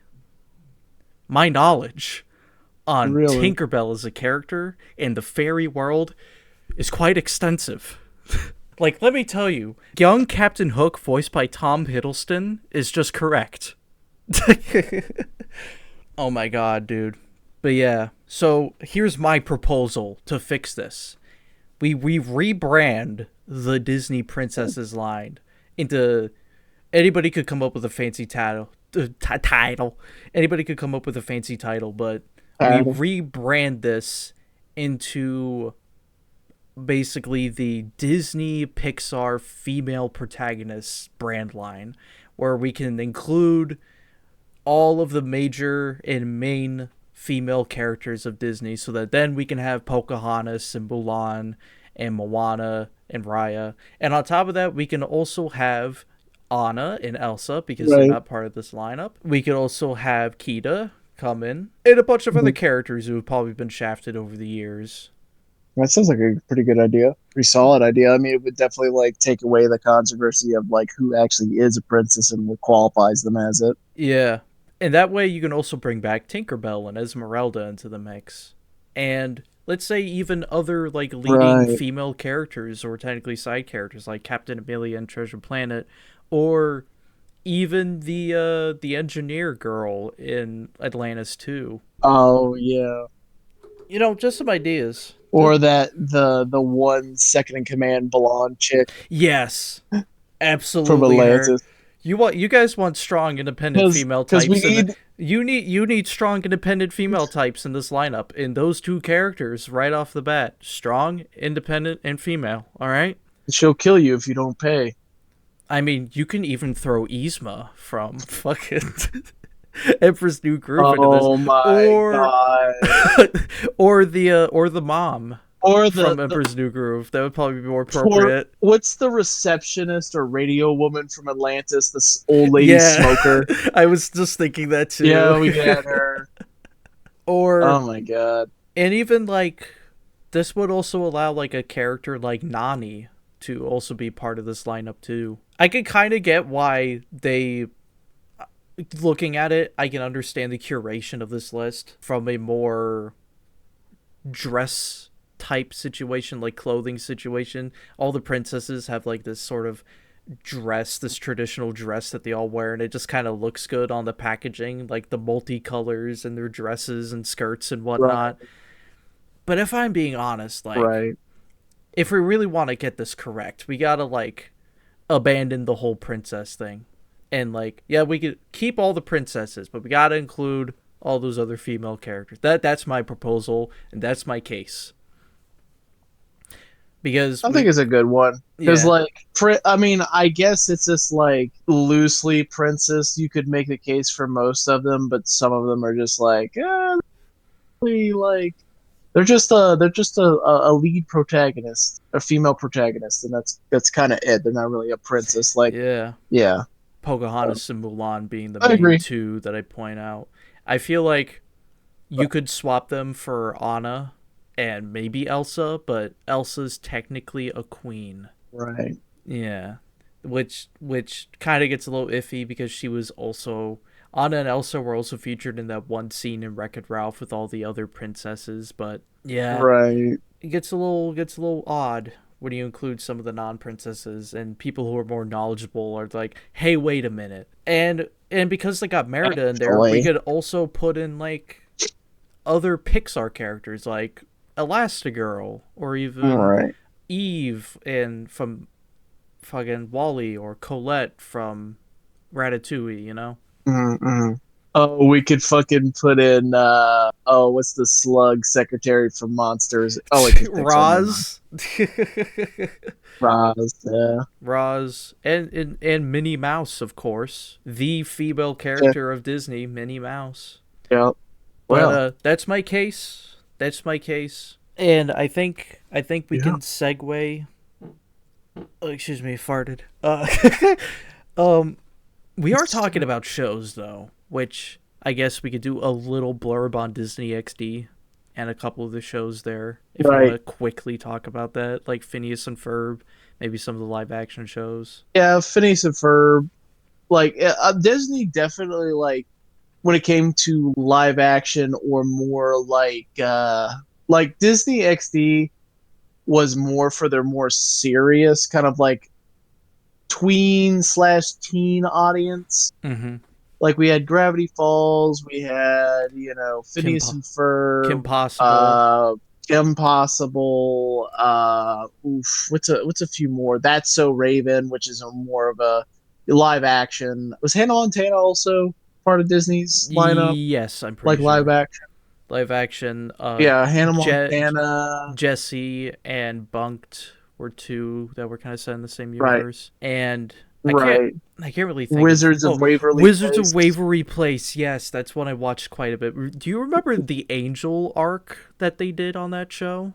It's been a long time, so I don't remember. That one's kind of stuck in my head for a long time. But yeah, I find it a little funny that a lot of people like to go on about Disney XD, Phineas and Ferb, Kim Possible, and all that. I only got to see like a few episodes of Phineas and Ferb because we didn't watch Disney Channel a lot. We watched Nickelodeon and Cartoon Network. That was our thing. And to me, there was just more shows like on Cartoon Network around the 2010s that caught my eye more, like Adventure Time, regular show, The Amazing World of Gumball, Symbiotic Titan, the reboot for Thundercats, Generator Rex, Ben 10, not the original Ben 10, I didn't get to watch that one, but when he was like a teenager, Just that era of Cartoon Network, the Oh early yeah, 2010s was my shit. I think it was Omniverse, yeah. I definitely think that like Disney kind of ruled, like when it came to live action shows as well as like Disney shows. Disney kind of more ruled, like I would say, like the early 2000s, whereas like when the 2010s came around, that was when Cartoon Network / Nickelodeon began to kind of like take the lead in animation and live action shows. I would think. Here's my controversial thing. I think despite the quality of Kim Possible and Phineas and Ferb, I still think both Cartoon Network and Nickelodeon have better cartoons than Disney XD ever did. Just in like a grand, just in a grand total. I think it was because like, yeah, I think they had fewer shows, but also I think that like while Disney XD had some more of like the more adult themed esque shows for like, or more mature, I should say. Yeah. They didn't really get too experimental, whereas like Cartoon Network would usually pick up the more experimental stuff like Regular Show and Adventure Time, or even Nickelodeon. Fever Dreams. Whereas like Disney and I think I want to say Nickelodeon was almost the more like we gotta watch what we put on the network. Well, no, comparably to. Definitely not. Nickelodeon was the gross network during like 2010s. Oh wait, never mind. I forgot about. Yeah, I forgot about fucking Invader Zim. Back to the Barnyard. Invader Zim, most definitely. I wonder why that show only had like 22 episodes and didn't get renewed for another season. Couldn't have been the organ harvesting vor episode that they had. No, sir. Listen, that's my fucking favorite one, and you can't tell me that's why I have a vor addiction nowadays. Oh my god! But yeah, I will die for Invader Zim though. Right. Disney did have some like really good classic shows, but then kind of has tapered off as it's gotten up there in the years, I guess, or at least into like the 2010s and then into the 2020s, where it's kind of like what a lot of different animation channels do is like kind of like play it safe, you know, like where they're not taking as many risks as they used to because like, well, to be fair, they either have like a streaming service that they can put all their shit on to now, or that's the thing I want to bring up is that they've definitely continued to have some quality shows on Disney Plus. Like I heard the Owl House was good as a show, and I don't think it's really of my interest, the Owl House, but you know, if that's the audience, if Owl House is your jam, good for you. But not my cup of tea. Maybe I'll give it a chance at some point in the future, but right now, not my thing. But yeah, I heard they had some good shows on Disney Plus, while I think some of their other shows I'm kind of lacking. I mean, the ones that have been getting more attention, like Marvel. For the audience, we're not gonna Star Wars, Marvel. We're not gonna talk about like what first started off as non-Disney IPs, so things that they bought over the years. I mean, Pixar is kind of a little weird. I mean, it's really intertwined with Disney at this point, but things like Marvel and Star Wars are going to be for their own episodes in the future. We will briefly touch on them here because Marvel has had a couple of animated projects with What If and the upcoming Marvel Zombies, and Star Wars with Rebels and The Bad Batch, which we still have to finish. You and I haven't seen season 3 yet. We do. We're supposed to watch that together. Yeah. Yeah. On the many other fucking things we gotta get done. But yeah, like Disney has definitely transitioned more away from. Well, I wouldn't say away from totally, but has lessened their like original IPs and shows and stuff in favor for properties that they have bought over the last few decades. Basically, like Star Wars and Marvel, which is where a lot of their revenue is kind of coming from now, is like shows and movies related to that.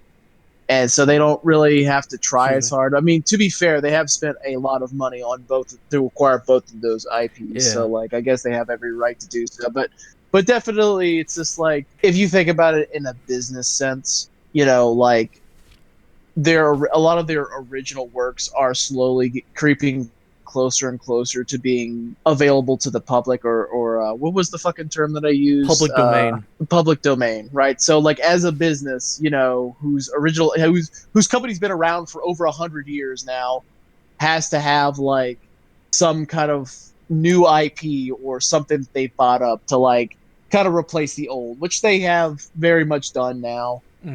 So like I guess like you could say it's like it's like business wise it's a smart movie or a smart move, but it also kind of just like so all you do now is just Star Wars and Marvels, which are kind of growing to be a little bit mediocre in certain areas for both of those, I will say.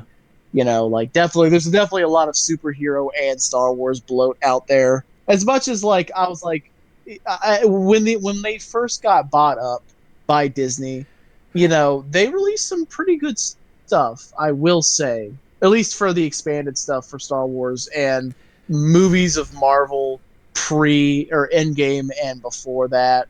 Now recently it's kind of like hit or miss with a lot of those projects. And Star Wars really only kind of really benefits from its expanded universe, like I said, or it's more not the main storyline, but like the stuff that's all kind the of side like stuff, on like the the sides, like Mandalorian. Mandalorian. So eventually, Disney would acquire Fox, and I think for a multitude of reasons they did this. One, primarily for the MCU, so that they could get the X-Men and Fantastic Four in, which I think was definitely a major blow when they established the MCU. It's mainly because X-Men and the Fantastic Four are some of the more bigger characters, I would say, or bigger names in the comics. Like, Fantastic Four is one of their taglines is like they're the family of Marvel or whatever it's called, and the X-Men are just the X-Men. Like they're awesome. And what they got with Fox 2 was Blue Sky, which, by the way, Blue Sky was actually headquartered in Connecticut, my home state. Really? Yeah, I found this out years after they got shut, years after they were closed down by Disney, so that sucks. But already they announced Ice Age 6, and it's definitely gonna be on the same quality as like the last couple of Ice Age movies, which is not good. But that's an episode for another day if we ever cover Blue Sky as just an animation company. But I think my other fear is Robots 2. I don't think you can make a follow-up to Robots. It was like a one-and-done film. I agree. I don't think there could be like a second. There ain't going to be a second Robots 2. Yeah, like Robin Williams has passed away, so nobody could ever replace him as Fender. And what's his face? The voice actor for Big Weld, the famous director. I can't remember his name right now. He's already like 98 or 99 already. He's really old. Oh my god. Yeah. He's just waiting for his moment to return as Big Weld. He's supposed to be in Spaceballs 2. He's reprising his role as President Screw in Spaceballs 2. Oh my god, that's yeah, that's incredible that he's still like doing all this work and stuff. But yeah, I don't know about like a Robots 2.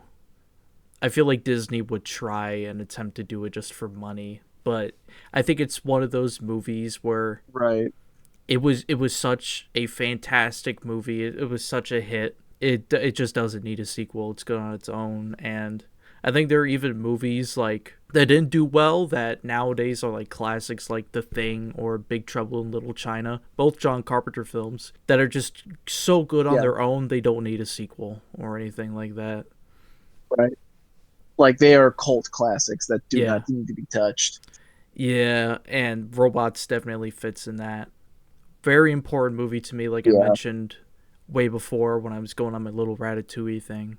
I guess that'll lead us into my favorite 3D animated Disney film, Meet the Robinsons. And for the longest time, I thought Meet the Robinsons was just okay, but over time I've come to appreciate it more and more and more and understand the importance that the film holds in my life.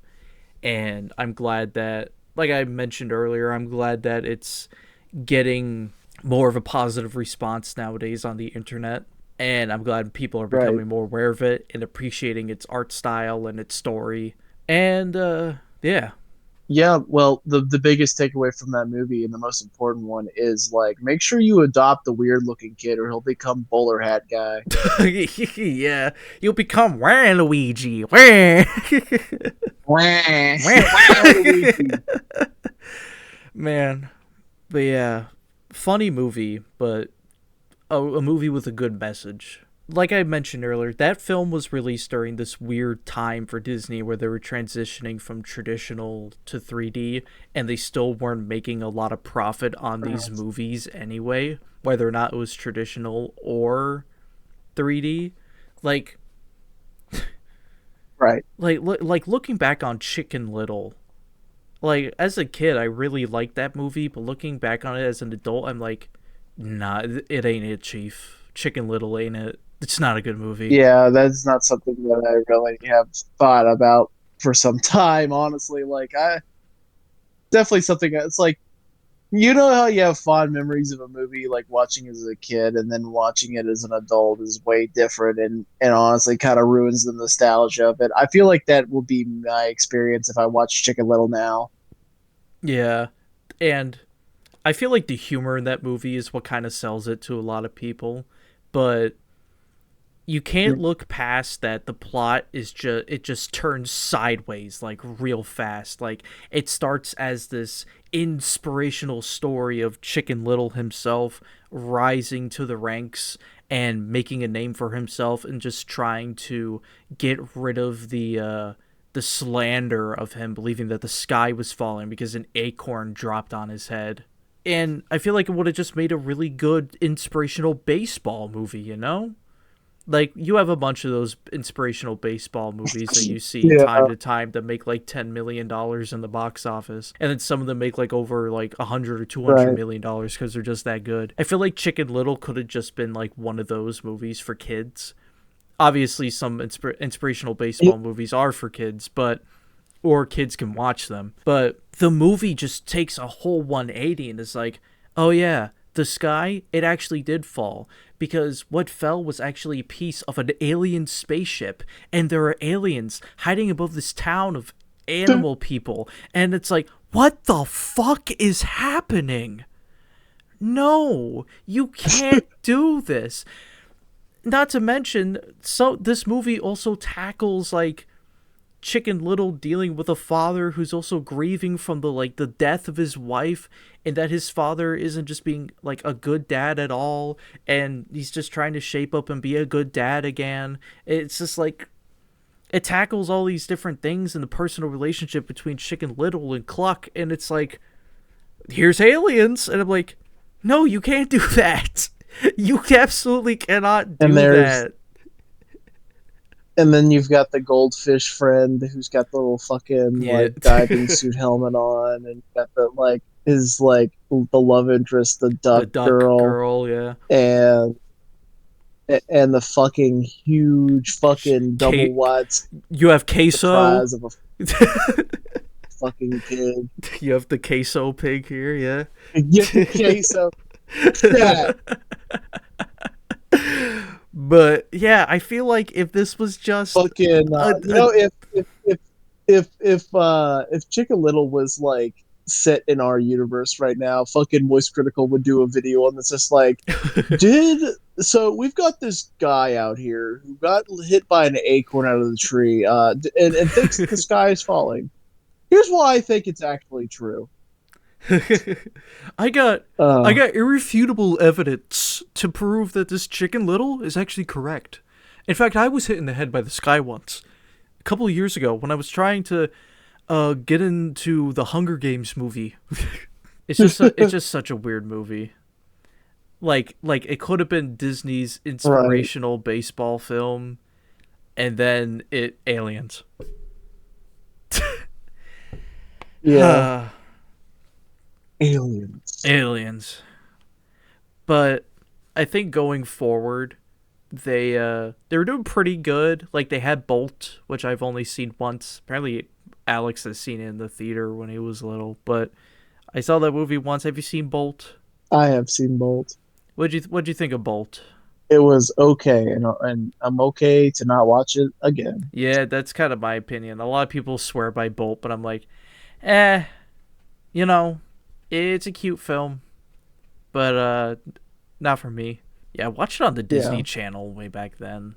It was on TV, and I was like, oh, okay, I guess I'll watch this. To me, it kind of slips in the mind as around the time that I also watched some movies for the first time, like the Ant Bully or the Astro Boy movie with Nicolas Cage.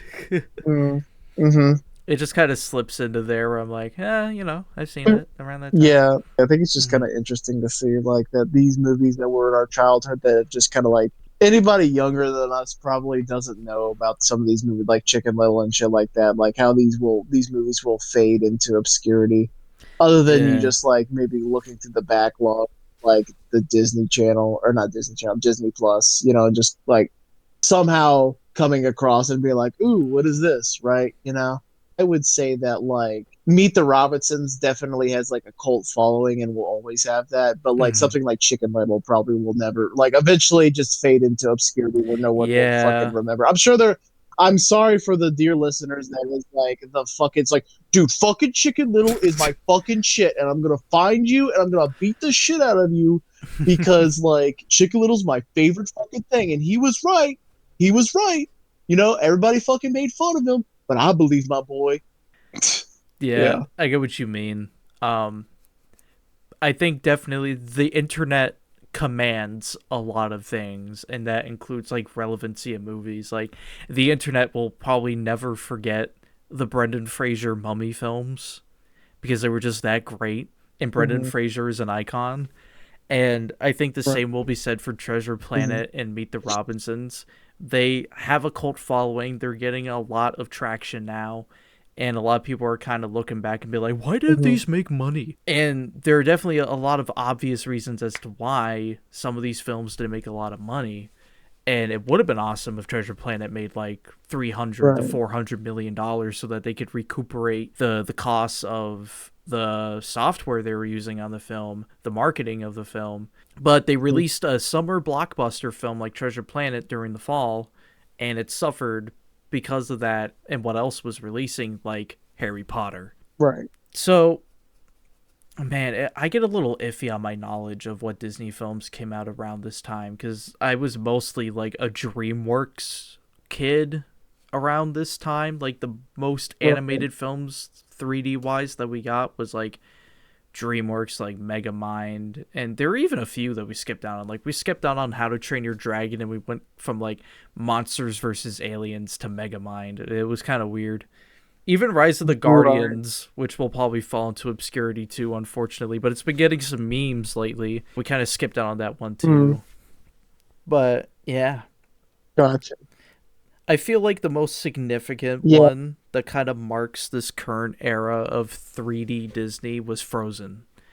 And I think from then on, we just got like bam, bam, Mm. bam, bam, quality title after quality title after quality title every now and then, like Zootopia, Moana, Wreck It Ralph. I think Wreck It Ralph came out Right. before Frozen. I want to say it came out before that. I think so. At least the first movie. Yeah. Yeah.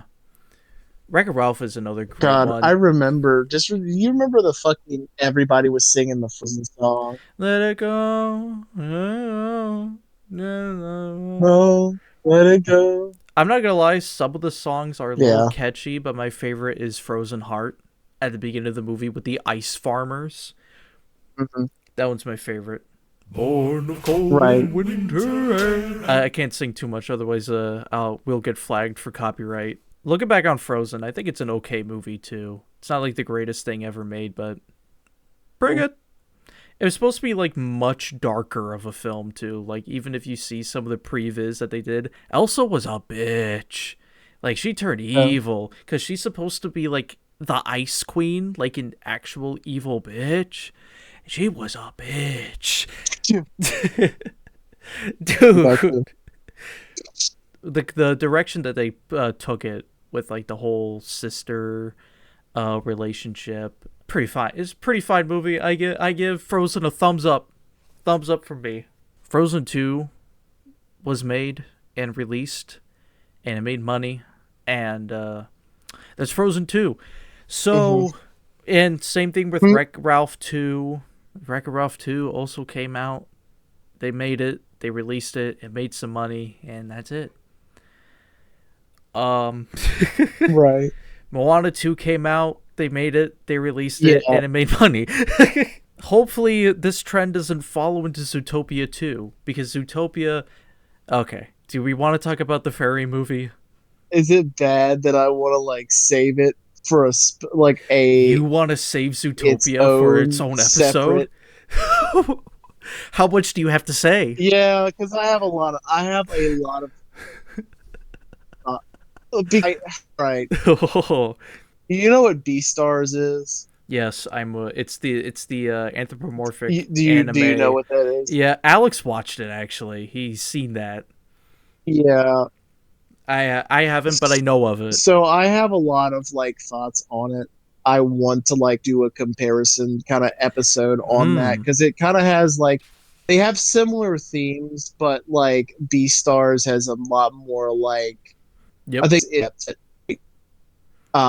but Zootopia has its own distinct on the typo I'm gonna hold on themes, but in a different way, and so I kind of want to save it for a code episode. Yeah, not to interrupt, but because of the wonkiness of the Wi-Fi, you are kind of lagging a little bit and breaking up a little bit. I don't know if I'm doing that on your end too. It's just been a little weird with how the internet's been fluctuating on my end, so... Yeah, it's also fluctuating for me. Because okay. I'm delayed. I can hear you delayed answering my things. Yeah, you're a little delayed on my end too. Gotcha. Oh my god, this is terrible. I'm so sorry, audience. We never had this before on the podcast. This is the first, so we apologize if we experience a little technical difficulties. But yeah, we're gonna try to continue with the show. So, I guess we're gonna save Zootopia for its own episode then, at Philip's request. Maybe we'll save it for after Zootopia 2 comes out, because there's a lot of movies coming out in November, and that's when my birthday comes around, and there's a lot of movies like Predator Badlands and Zootopia 2 that I would actually like to watch in the theaters, maybe for my birthday or not. But yes, let's see if we can... Oh no...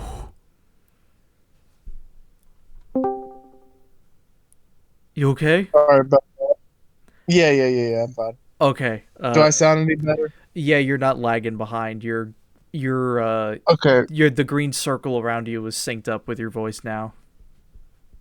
Okay, cool. Thank God. Yeah. And I'm in the green right now too. So, good. Gotcha. But yeah, we should probably wrap it up here soon, just because we have been going on for quite a bit, and I want the internet to be stable for the like final bits of this. Yeah. So let's skim through a couple of the other ones for 3D animated films. Have you seen Raya and the Last Dragon? Have you seen that one? I have not. Okay. No. I have. I think it's fine, but they could have done so much more with it. Mm-hmm. It's definitely one of those It's not opportunity. It's one of those films where it has plenty of missed opportunities in it for its world and its story and whatnot.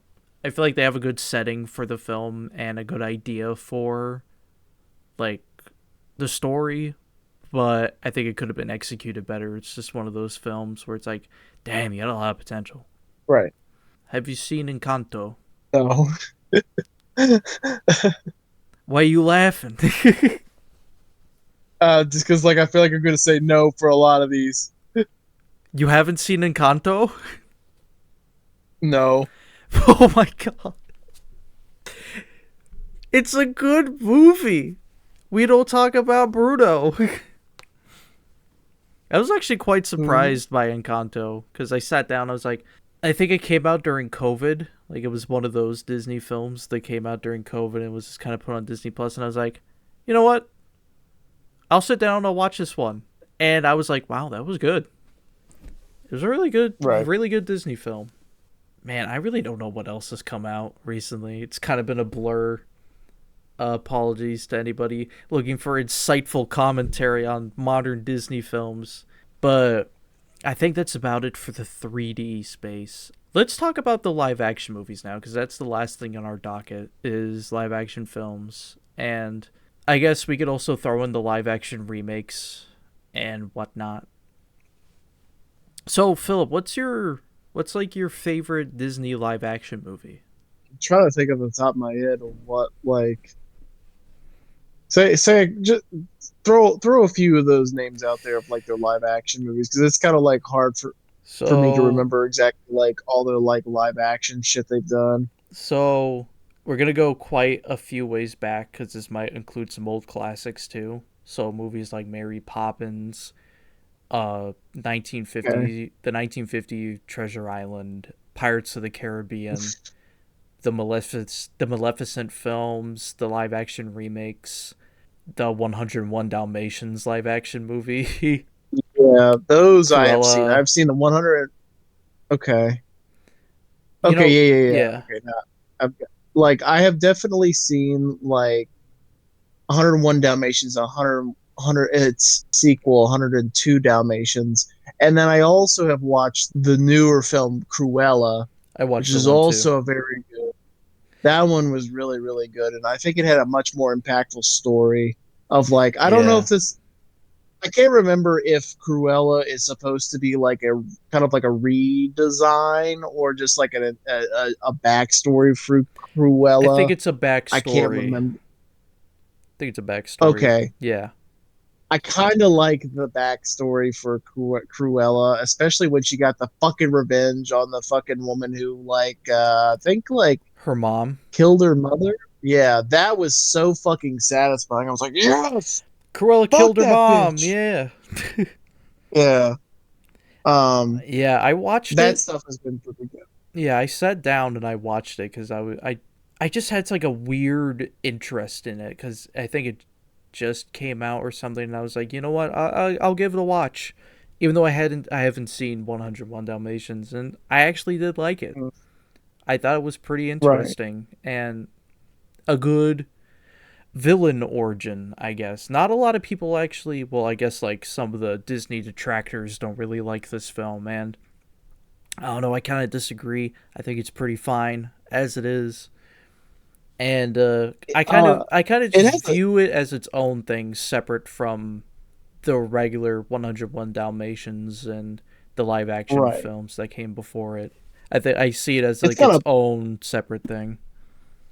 it's got a bumping soundtrack like with some Mhm. great fucking because I think it's set in the like 70s when she's growing up in like England or whatever. I think And like man, it's earlier. I think it's maybe it's earlier because the original 101 Dalmatians was like fifth, like around the time it came out. I think that's when it was primarily set in. So I think Cruella was like set, I would say like maybe a decade or two before that time period, like the okay. 1950s, 60s 50s, era. 60s. Well, they had some music of that era, and like man, it's bumping. Like I forget what the it's made by Zombie. It Ru- goes like not Rob Zombie, yeah, but yeah. like the like an actual like yeah. I forget what it's fucking called, but it's just like The was it the "What's in Your uh Head" song? Was that the one that's in yeah, there? I think it's What's what's in in your your head. head, zombie, zombie? Yeah, Yeah, something like that. And fucking there was another song that's like, "Who's your daddy? Is he rich like me? Does he has he taught you how to live or what to live for?" It's like a really really great fucking song because I think they're trying to like rob a like a store or some shit like that because she's like hmm, falling in with like a bunch of like yeah. street Her urchins and shit henchman. like that. Yeah, it's such a great fucking movie. I really do recommend like you guys going it because I don't think it ever got I don't think it got a theatrical release. It might have only been on like Disney Disney Plus or Plus. Yeah, yeah, which is kind of like I hate that shit a little bit because like it kind of it's like the ones I know that like going to the movies is like an expensive kind of thing to do nowadays. Unfortunately, it's like $20 just to fucking go see a movie sometimes. But like I felt like that movie could have benefited from going to theaters. Like it's like man, it would have been a great movie to go see. I think it But did release okay, in theaters. It made money. It was released in 2021, so May of 2021. So it was just coming out of COVID. So it had a budget of 100 million and made like 230 back, which right, for a movie coming right out of COVID, not that bad. I mean, right, the right. biggest movie like when we just got out of COVID, the biggest movie that was released was Godzilla versus Kong. Also, a couple of good actors Um, in this movie too, like Emma Stone as Cruella, Emma Thompson as her mom. Mark Strong is also here.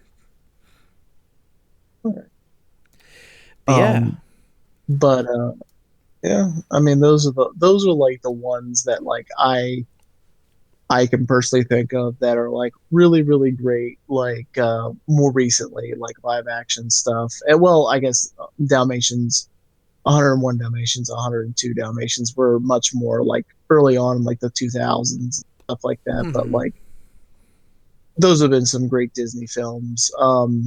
Mm. Uh is is the Great and Powerful Oz is that a Disney film? I don't think so. I think that's it's a Warner Brothers film because I think Warner Brothers Okay. has the rights still. Sure. Yeah. Like at the start of the episode, I've criticized the Tim Burton Alice in Wonderland films. They definitely have their detractors too. I thought that the second movie Mm-hmm. was when I watched it once and I thought it was like meh. I would probably think the same thing of the first movie if I'm being honest. Because like I said, it's basically just Zack Snyder's color palette on a Alice in Wonderland film and it's just really depressing. Like more depressing than the Mad Hatter's World and Arkham Origins. Like wow. Mm-hmm. Just an ugly film, dude. I don't know what Tim Burton was on when he was making that. I guess Disney was more or less expecting that Beetlejuice type thing, but this was during like Tim Burton's like everything must be a dark color era. Like Charlie and the Chocolate Factory also had this color palette and style applied to it. It was just so weird. Definitely Mm-hmm. the dark era for Tim Burton for me. And you know what? There's Mm-hmm. some people out there who actually probably like this style of Tim Burton's, like the dark color palette and just a depressing atmosphere. Nothing's really jovial, and there's like these depressing undertones and everything. Maybe it Right. like maybe for Burton himself around this time that like maybe he was just going through something. I don't know, Mm-hmm. but yeah. And what can I say about the live action remakes nowadays that hasn't already been said? They're just not for me. They're not really the greatest thing ever. They still make money despite things here and there. Right. If I'm being honest, some of them have really just been swept under the rug to be forgotten.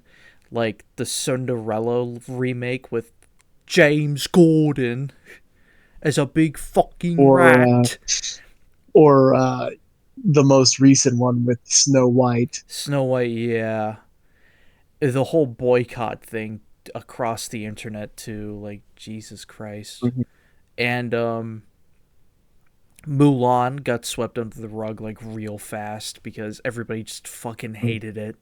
Right. And it had a whole controversy too with a lot with I'm talking about one thing and people are going to be thinking about another thing, the other thing being the Chinese concentration camps. But the thing I'm talking about is Disney had this thing where they would release a movie theatrically, but they would also release it on Disney Plus around the same time, but you had to pay extra to watch it on Disney Plus. Like you had to actually buy it. And nobody liked this business model at all. So they completely dropped it and Mhm. just went with a like a 1 or 2 months later it'll be on Disney Plus thing, which they've Mhm. continued to do for the past many years.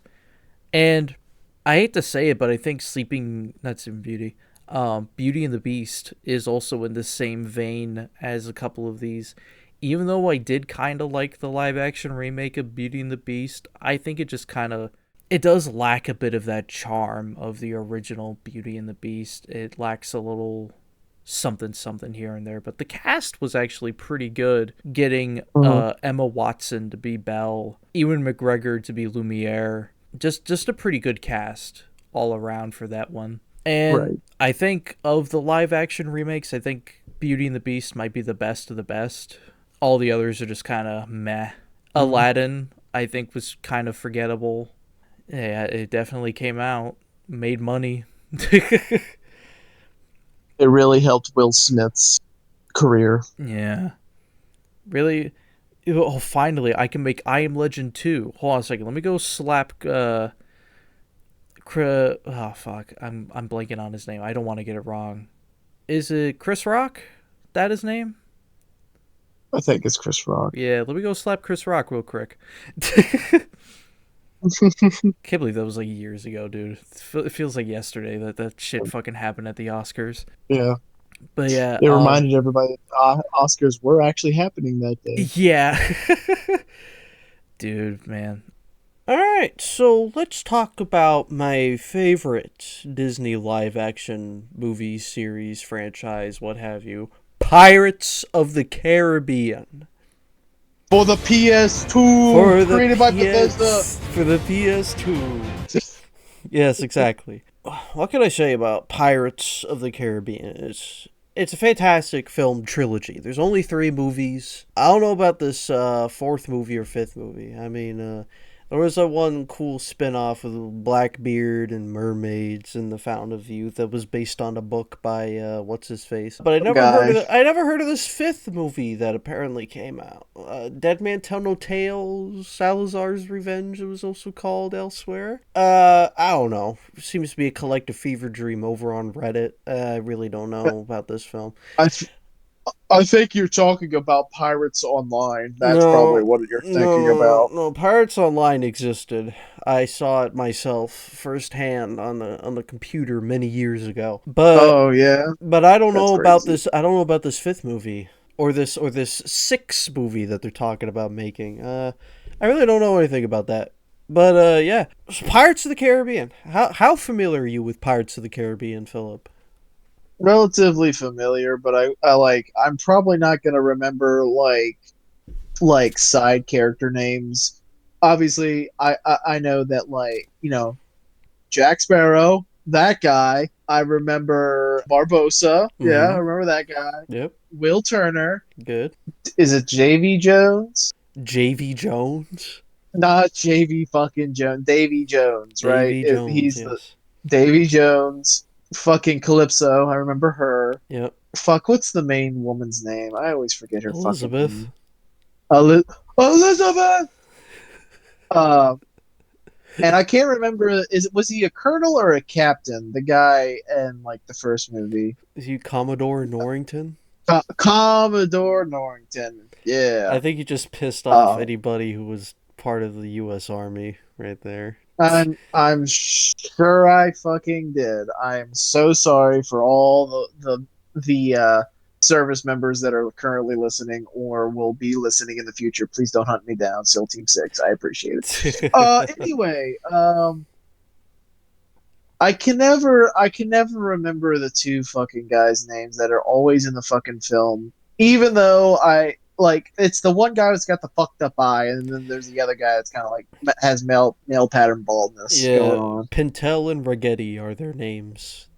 Piston and Spaghetti, gotcha. Yeah, just about.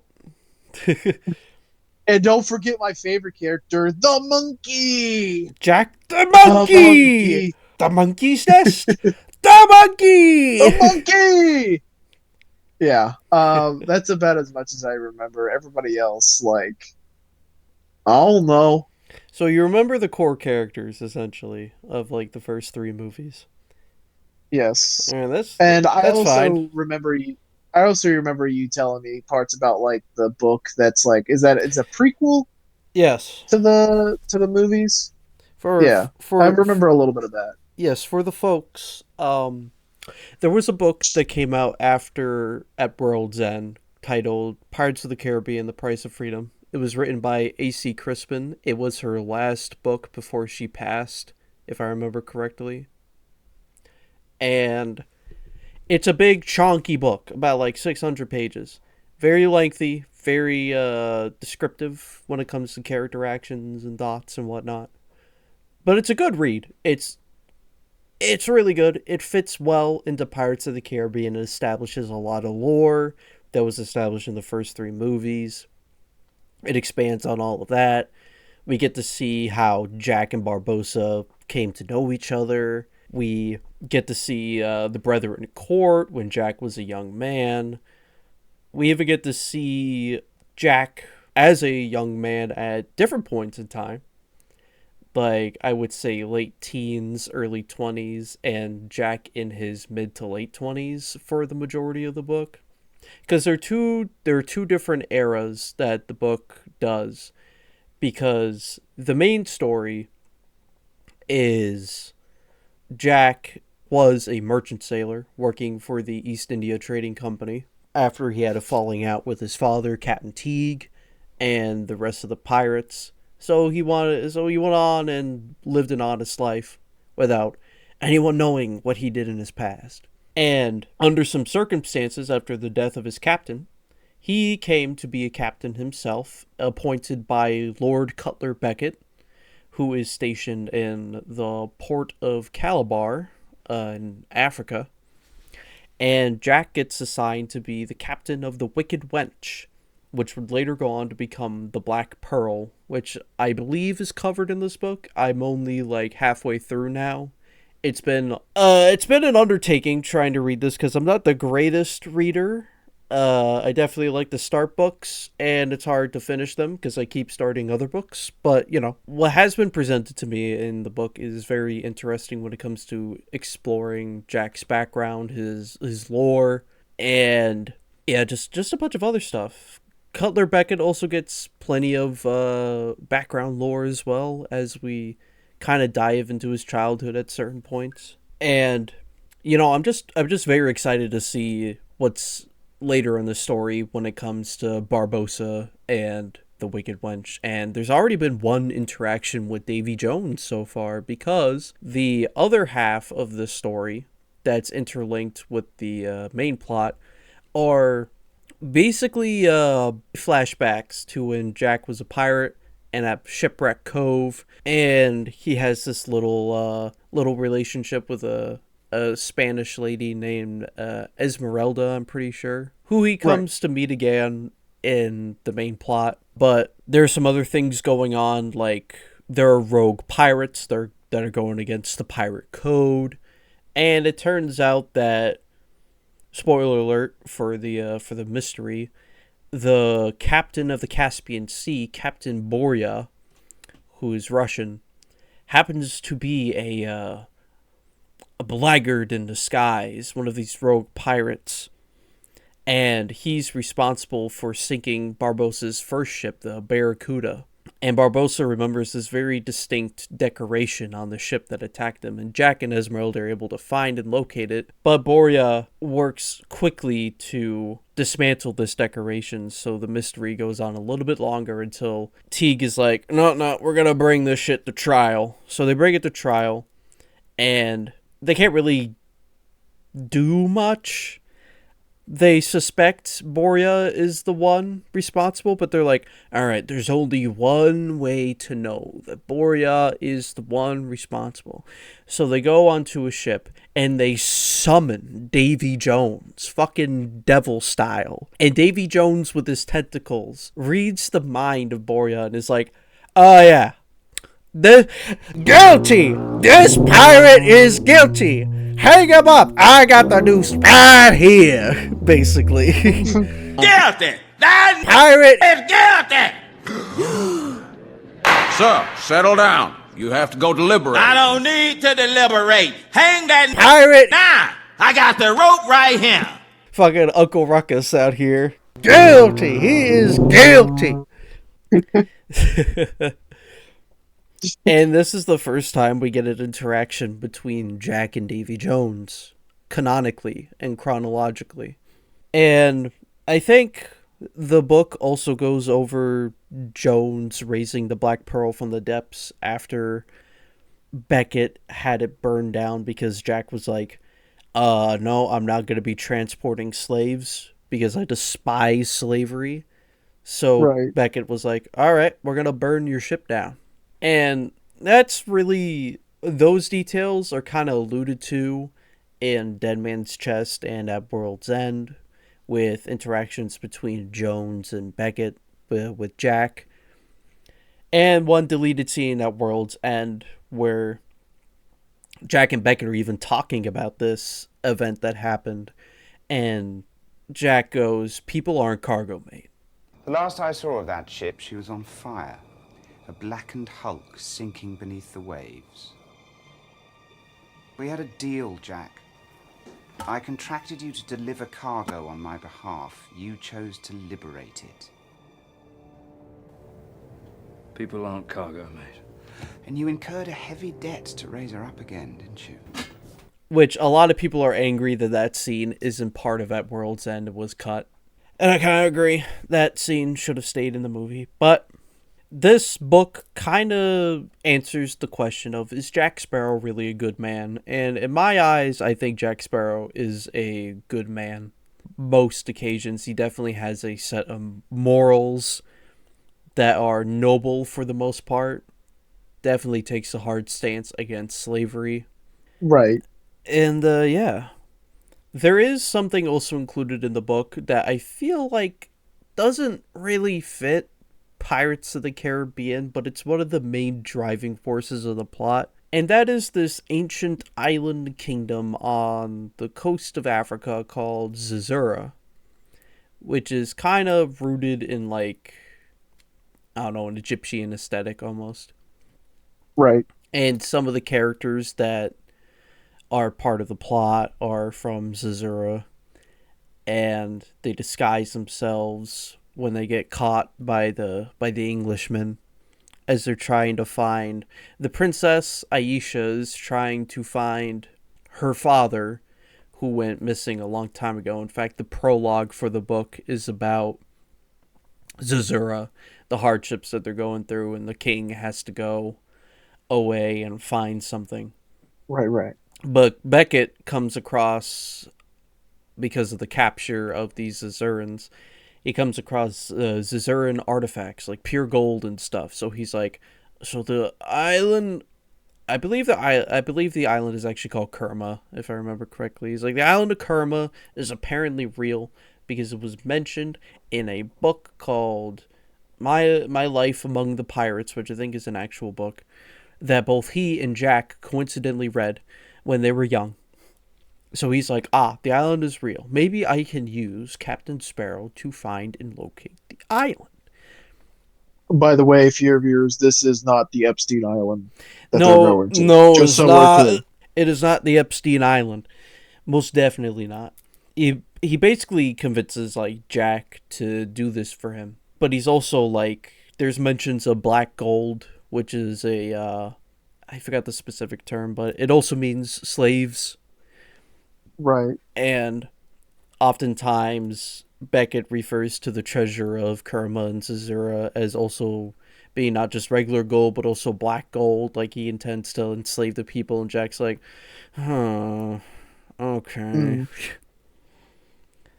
But Jack, it still kind of does it for him, all while keeping his morals in check with the princess that he takes on and her eunuch bodyguard.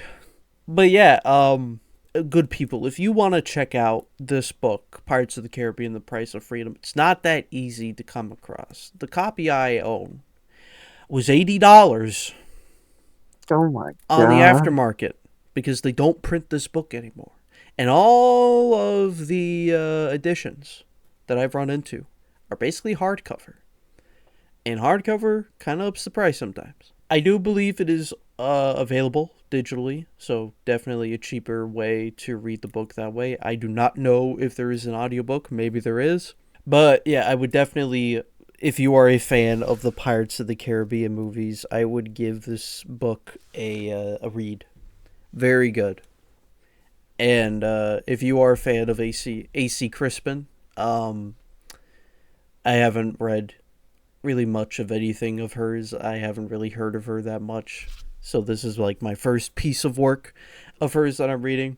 She seemed to be really involved in Pirates of the Caribbean, and that the acknowledgements pages are quite long, basically thanking a lot of people associated with Pirates of the Caribbean, actors, Hans Zimmer, writers, director Gore Verbinski, and a bunch of other people, including a friend of hers who was she had like relations to Egyptian stuff, and that's kind of what inspired her to do the whole Zazura Kerma thing for the story. But yeah, Right. check out the book. Kind of just spoiled the first half of it, but you know, check it out. So basically, like, this is the only like piece of like literature for? No, it's not. There Oh, is okay. there is a novel series called The Adventures of Jack Sparrow, I'm pretty sure. I think it's intended for a younger audience, but from what I understand, Price of Freedom also makes references to these books, and these books are also canon in whatever canon Pirates of the Caribbean has. Right. But yeah, there are plenty of Pirates of the Caribbean books, and there's even manga versions of like Dead Man's Chest and At World's End, and I think Curse of the Black Pearl. Gotcha. Okay. So yeah, Disney, please put the soundtracks on vinyl, because you keep putting everything else on vinyl, but not these masterpieces. Anyway, back to the movies. Movies are great, especially the first three. The fourth movie's pretty alright. The fifth movie never happened. Just to let the audience know, previously we did record a segment for Pirates of the Caribbean, but we had to quickly halt it because Philip's phone was dying, and that recording session was like 2 to 3 weeks ago. So we've been a little busy. Essentially, I never talked about the book in that original segment. I kind of just went on about the actors and stuff, which I'll probably return to right now. The actors are pretty great. Perfect casting all around. Johnny Depp as Jack Sparrow, which wasn't even a first choice. I think Hugh Jackman and even Robert De Niro were eyed to be Jack Sparrow at one point. What do you think of that, Philip? Hugh Jackman and Robert De Niro. I think that would be a pretty good choice. Who'd you say that Hugh Jackman would play again? Jack Sparrow. Or which Jack Sparrow? I definitely think that he could be Jack Sparrow. It's almost like Hugh Jackman as like Wolverine. You can't see anyone else playing Wolverine other than Hugh Jackman. You know what I mean? Mm-hmm. It's kind of the same thing with like Johnny Depp and his energy. You know, like he's such an iconic character that I couldn't see anyone else playing Captain Jack Sparrow. You know who he would actually be a better. You know who he should actually play is Mr. Gibbs or Gibbonson. Is that his name? Mr. Gibbs. Yeah, he should be. Hugh Jackman should be Mr. Gibbs. That would be because they both have the button chops. You know, Hugh Jackman is definitely getting older, so all he would have to do is probably just like let his natural hair come out. So I think he'd be perfect for that role. I don't know. I don't know how to feel about that, and I think we'll get to that in a moment when we talk about Mr. Gibbs. But what about Robert De Niro? Because he was also eyed as being Jack Sparrow too. What do you think about that? Let's see it. Though I do believe that, like, I do think that Hugh Jackman would probably be the better out of the two to do it.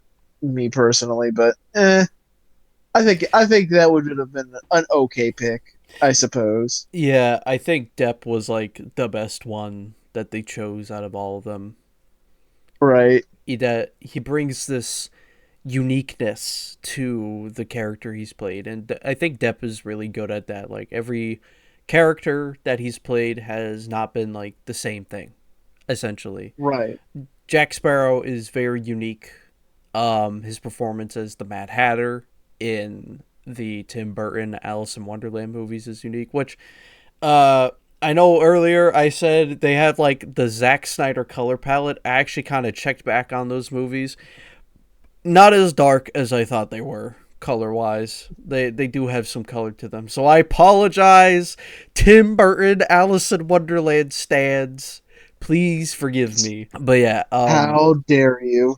Even his performance as Willy Wonka is like very different from Gene Wilder's performance, and I would even think Timothy Shamalama Ding Dong's performance as Willy Wonka in the Wonka film. But it's definitely unique. I'll say that for his performance as Wonka. But I think Depp's most iconic character has been and will always be Jack Sparrow. And in my head, I can't separate the two simply because Depp, unlike with the Mad Hatter and Wonka, you know, he just kind of looks like Jack Sparrow. Like when you take the makeup off, there really is no difference. Same dark tanned skin, that look of his eyes and stuff like that. I love it. Gotcha. And yeah, Jack's character is just great. And apparently, according to AC Crispin, one of the reasons why Price of Freedom was even done was because I forgot who approached her from the main team behind the films, but they were like, the people clamor for more Jack Sparrow, so let's give them a book of Jack Sparrow. And then she wrote a book about Captain Jack Sparrow. Just great right there. Johnny Depp as Jack Sparrow. Jeffrey Rush as Captain Barbossa. What do you think about Jeffrey Rush as Captain Barbossa, Philip? Hey, Kit. Actually, do you have a picture of him? Because I'm having a hard time remembering what he looks like. Give you Captain Hector Barbossa. There you go. No, I know what Barbossa looks like. I'm talking about the actor. Oh, Jeffrey Rush. He kind of just looks the same. Oh, wait, are we talking about did Jeffrey Rush actually play? Was the actor's name? Yeah, Jeffrey Rush. Oh my God, I'm sorry. I thought we were still talking about like potential different actors. No. My bad. Also, my God, that's so fucking funny looking. He looks like a nerd like character. Yeah, that's not the greatest photo of Jeffrey Rush that I could have given you, but you know. I think it's interesting that like he plays a very I think he does a very good job. I don't know if we're really talking too much about like how the character is, but like I think he very much plays the pirate captain very well, and I think I just think he did a well job. I think he did a great job. Yeah. I agree. Yeah.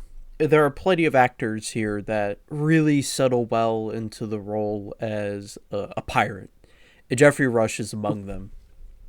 Because he's the only character, as far as I'm concerned, who does the classic ARG. So he's like your typical evil pirate captain.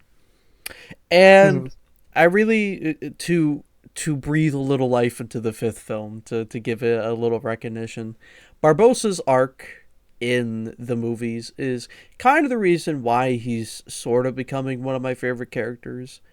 Like, if you told me years ago or asked me years ago if Barbossa was like one of my top favorite characters, I would have been like, fuck no. That bastard never gave Jack the Black Pearl back after At World's End. Right. But, you know, Barbossa has grown on me over the years, and I really do like his character, and I do like his character arc throughout the 5 movies. I just wish that the 5th movie didn't fucking ruin Jack Sparrow's character in favor of giving Barbossa a good story, but, you know, it is what it is. It is what it is. But I will say, like, I think it's interesting, though, how his character kind of evolved over the series. You know, like, he went from, like, pirate captain to being he wasn't, like, how high of a ranking was he? Like, was he just pardoned by, like... He was a privateer captain of the British Royal Navy. Okay. So he was still technically a pirate, because privateers under the crown are still pirates, but they are under the service of the Royal Navy to basically hunt other pirates. Kind of like a mercenary type deal. I would say so. Gotcha. But yeah, Jeffrey Rush, great actor. I haven't seen him in much of anything else, and that's practically because I don't really seek out much else that has Jeffrey Rush in it. But I know that he's in a movie about the King of England, and I saw a clip of that, and he does really well in that movie. So I'm gonna have to check that out. Right. Interesting. Let's move on to Orlando Bloom, because he does have a connection to Rush when it comes to the acting or the casting process of Curse of the Black Pearl. Bloom was very hesitant about doing Pirates of the Caribbean. That was a film franchise he almost said no to. He did a movie with Jeffrey Rush, and he was like, I'm kind of unsure about this.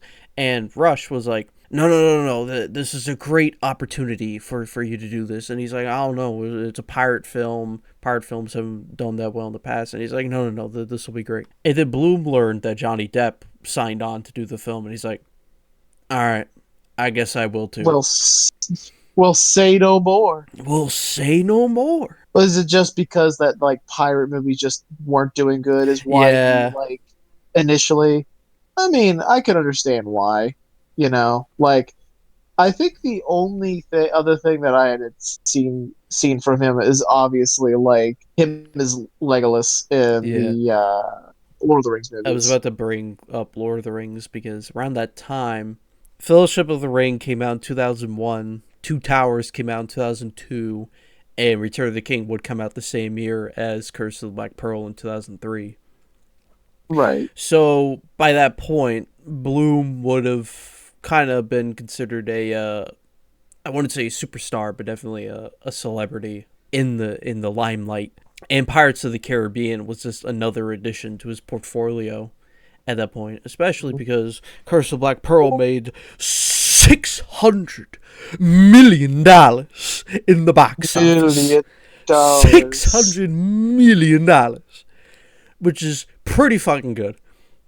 Especially for a movie that had a rush development of 11 months, and the soundtrack was made in 3 weeks. Right. Very impressive. Very impressive. And then, 3 years later, Philip, 2006, 3 years have gone by, and Gore Verbinski, Ted Elliott, and Terry Rossio were basically like, okay, the movie did well. Or basically the higher-ups of Disney were like, okay, the movie did well. We want to do sequels because they will make us money. And Pirates is all the rage, and people want to see another one. Especially because we had that post-credit scene stinger at the end of the movie. Right. So, Verbinski, Ted Elliott, and Terry Rossio were like, okay. We'll do 2 other movies. Dead Man's Chest and At World's End. So they do the movies back-to-back, Lord of the Rings style. From 2003 to basically 2007. So in 2006, we got Dead Man's Chest. And that movie made... Phil, how much do you think Dead Man's Chest made in the box office? Would you say it's in oof? Give a good guess. I'm gonna say 300 million. How wrong you are, Philip. $1 billion. In the box office? In the box office. That's bonkers, the clown. $1 billion. Oh! Oof. Fantastic. And that's what we got Bill Nighy as Davy Jones, another fantastic actor. And we got Bill Skarsgård on as Bootstrap Bill. People of today might recognize him as the dude from Andor and the dude from Thor. The dude from Thor. But I recognize him as Bootstrap Bill from Pirates of the Caribbean. And before I forget to address the other actors, let's do that quickly. Keira Knightley as Elizabeth Swann.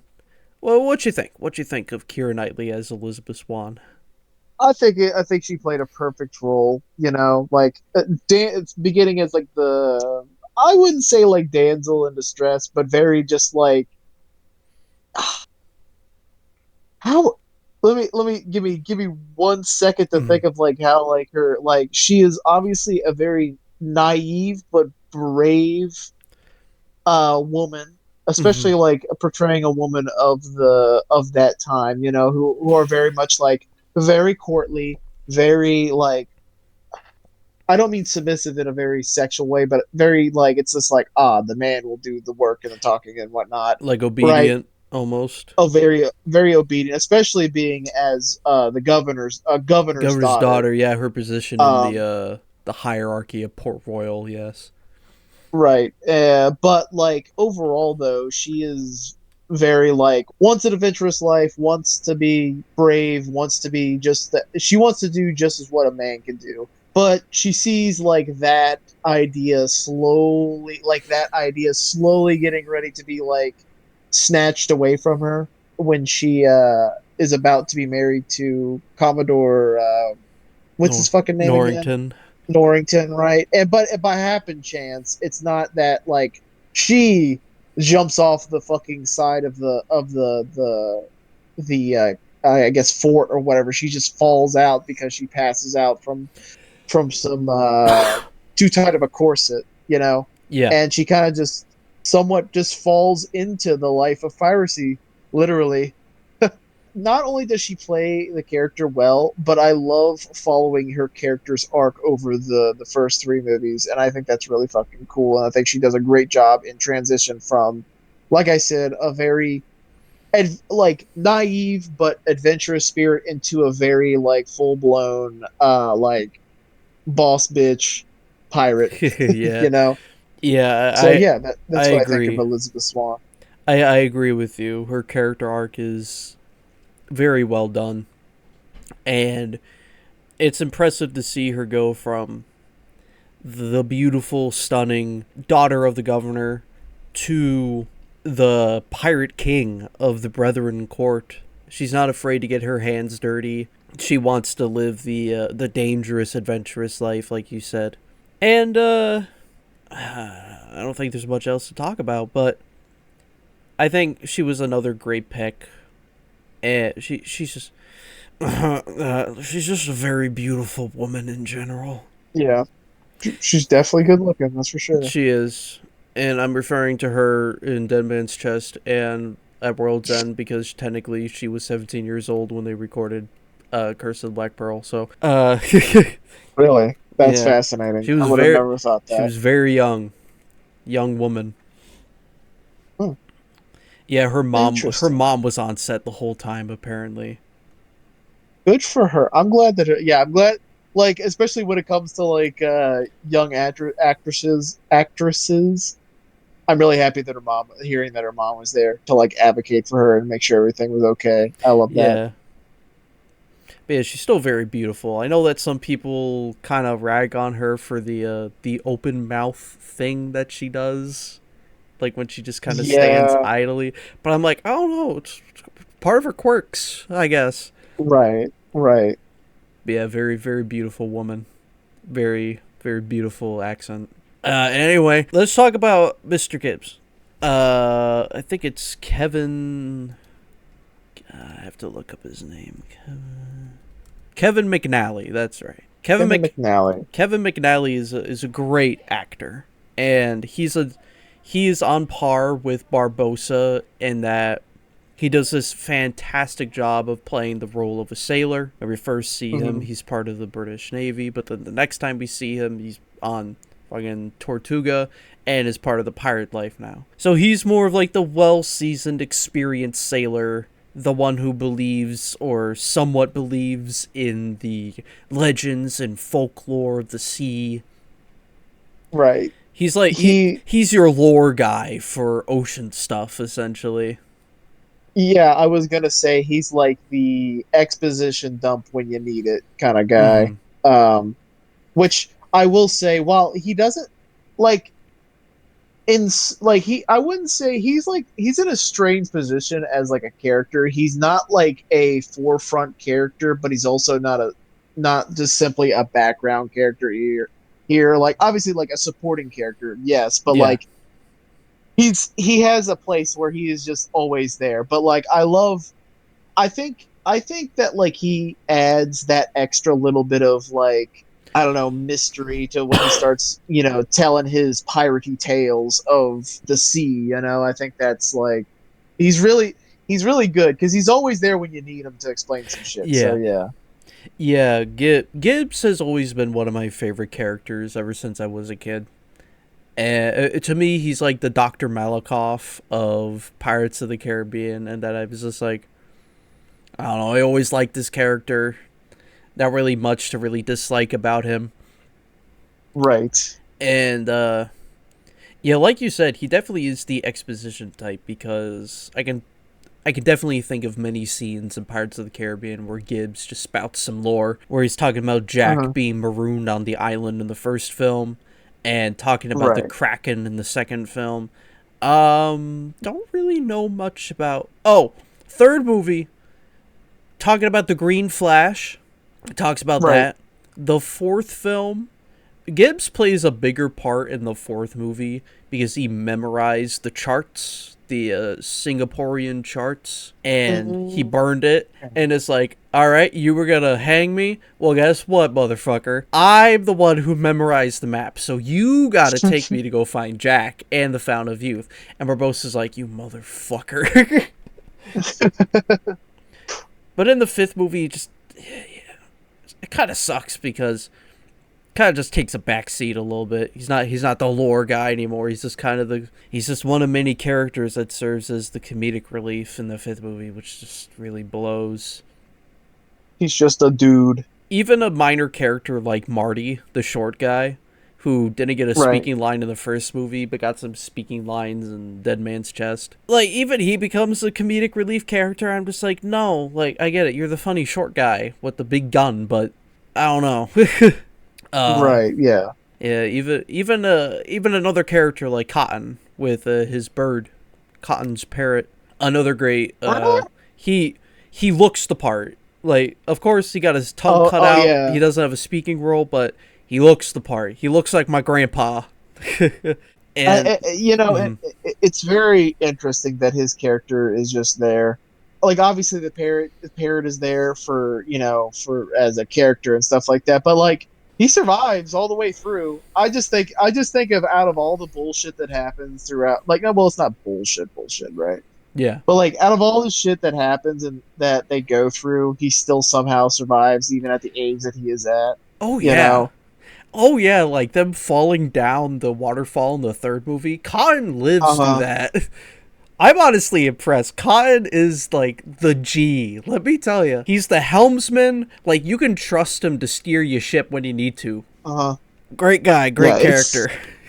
Great guy, great character. Let's talk quickly about another character that was only in the first movie, but could have come back in the second and third movie if not for a misunderstanding on set. Zoe Saldana as Anna Maria in Curse of the Black Pearl. What'd you think of her in Curse of the Black Pearl? I thought she was pretty cool. I thought she was like a great. I wouldn't say. I guess I would say she's sort of a support character, But like, I think she did a great job. I definitely agree that she could have come back. But what was the misunderstanding? So the misunderstanding, and this is actually like kind of innocent or not that bad. Gore Verbinski gives notes to actors, like a lot of notes to actors who aren't doing a good job, but Zoe Saldana was actually doing such a good job that she got very little notes, but she didn't know that's how Gore like did things, so she interpreted that as, oh, I'm getting less notes, I must be doing terribly. So she didn't return to the second and third movie because of a non-vocalized misunderstanding. That's man, that kind of sucks. Like, did she ever come back out and regret that she did that because she thought that? I think she and Gore came to an understanding later on, and things were cleared up at a later date. But Gotcha. Okay. but in discussions about like if Anna Maria was still around, like it kind of boils down to what does she add to Dead Man's Chest and at World's End that like I don't know isn't exactly missing other than like another character who would battle for ownership of the Black Pearl, because technically Jack still owes her a ship because the one that she promised her fucking blew up. Gotcha. Okay.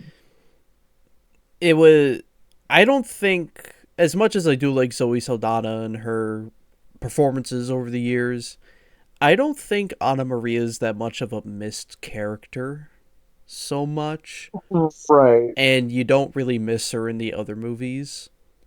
But it's neat to imagine a world where there wasn't a misunderstanding and Zoe Saldana was open to coming back as Anna Maria in 2 and 3. Right. And you also do make a good point that like her character isn't necessarily missed, out of any of the characters. Like I don't see how her character could have progressed other than simply just fading into the background, just kind of like as his name's Cotton, right?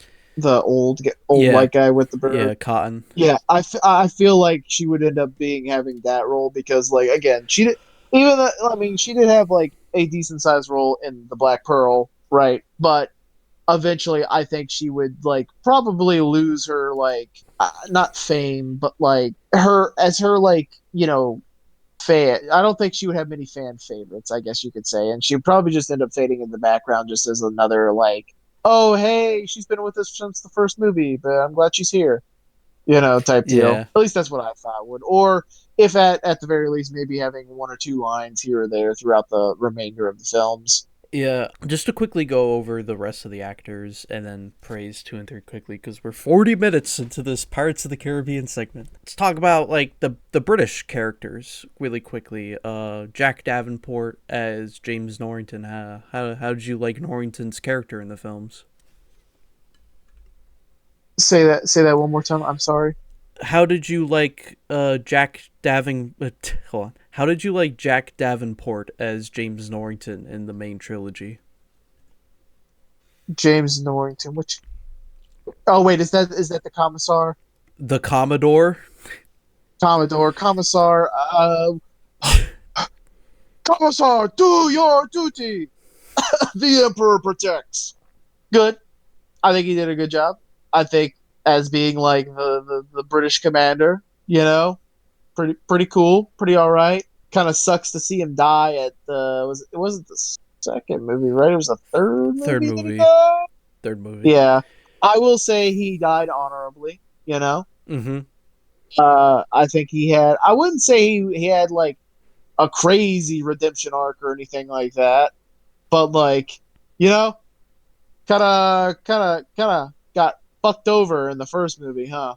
Yeah. Where it's just like fucking about to like marry this fucking governor's daughter, got a great position in the fucking Royal Navy, then gets demoted. Well, doesn't even just get demoted, he just loses an entire career, becomes a fucking bum, then joins up as the pirates and then later dies on the Black?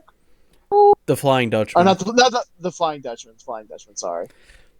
You basically just perfectly described his arc, and going from honorable great serviceman with a career ahead of himself to down in the dumps, drunkard, working for pirates. Even Jack says something akin to that when they're doing the three-way fight between him, Will, and Norrington. Do excuse me while I kill the man who ruined my life. Be my guest. Let us examine that claim for a moment, former Commodore, shall we? Who was it that at the very moment you had a notorious pirate safely behind bars, saw fit to freeze said pirate and take your dearly beloved all to himself? So whose fault is it really that you've ended up a rum-pot deckhand what takes orders from pirates? And third movie, it's like he's kind of on a leash almost, in that Beckett is over his shoulder.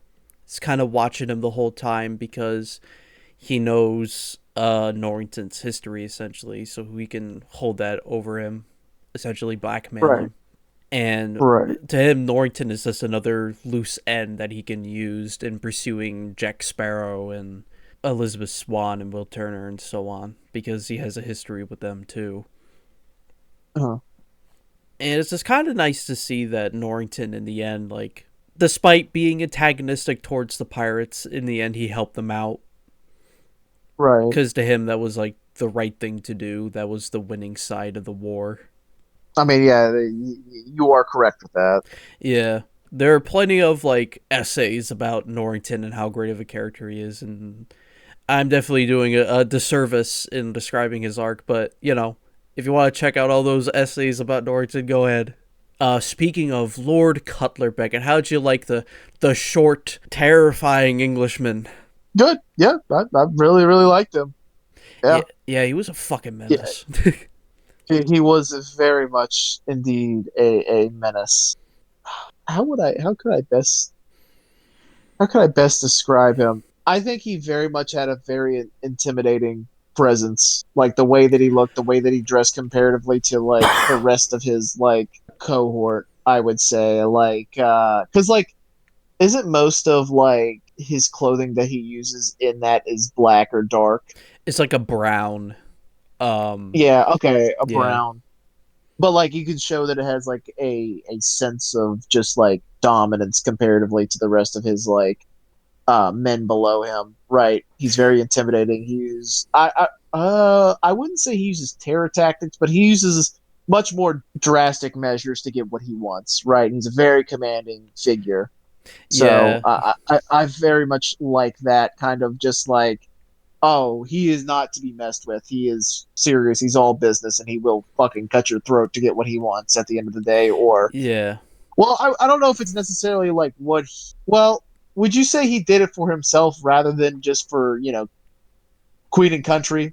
Or, Oh, man. Like, thinking back on the parts in the Price of Freedom book where it talks about his childhood and stuff like that, and it goes over it in depth. Like, his relationship with his father was just very bad, and he was seen as basically the runt of the litter. Like, he wasn't going to be the one to freaking take on the family business or live up to anything fantastic, because he was the educational type, stuck in his books and whatnot, instead of the hard-working pick up my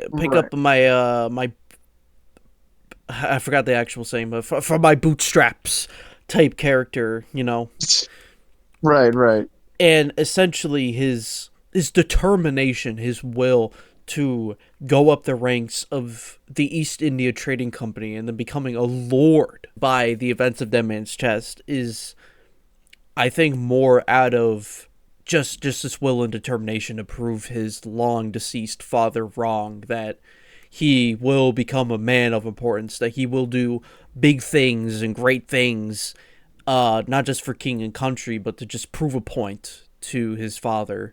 And right. it basically just boiled down to, I am going to rid the Caribbean of piracy, or the world of piracy. And he was this close to ridding the world of piracy. He had the whole Navy behind him. He had the biggest fucking man-of-war ship in the whole Navy, and it was decimated by one hybrid ship, because the Dutchman is like a hybrid of like a Dutch galleon and another ship, and then just a regular galleon. It was decimated. Right. It was all over in that moment, and all he could do is he couldn't even look his men in the eye. He was so completely stunned and shocked at just the realization that everything he lived up to, everything up to that moment, will crash and burn. And all he could say is, it's just good business. And then he dies. As his dreams, his world, his prolonged victory that he foresaw a long time ago, it just goes crumbling around him. Right. Oh God, and it kind of sucks that the movies never convey like the deeper implications of his goals and you have to read this like big 600-page book to just get an idea or get an understanding for $80 or more well, that's kind of how it for why oh sorry go ahead. for why what Beckett does or why he does what he does. Right. Isn't that kind of how it goes, though, for most stuff? Like, especially, like, movies can only convey so much, right? Yeah. And it's always up to, like, the supplementary, like, books or games to, like, fill in those gaps or to better elaborate on characters and their idea and other ideas that, like, come up, you know? Which is unfortunate, but also it's kind of fun just to, like, read some of that stuff, too, you know? Yeah. But, yeah. Yeah, and you can kind of pity Beckett a little bit in the book, but then once he's like talking about wanting to control the slave trade and black gold, and then, you know, factoring in his rule as Lord of the Caribbean, it's like, oh, that's right, you're a fucking piece of shit. I want to talk about this character, but I don't think we really need to. I guess quick mention: Ian Mercer, Beckett's Scottish enforcer, who wears like the black trench coat and the black gloves and the tricorn hat and just has this menacing look to him.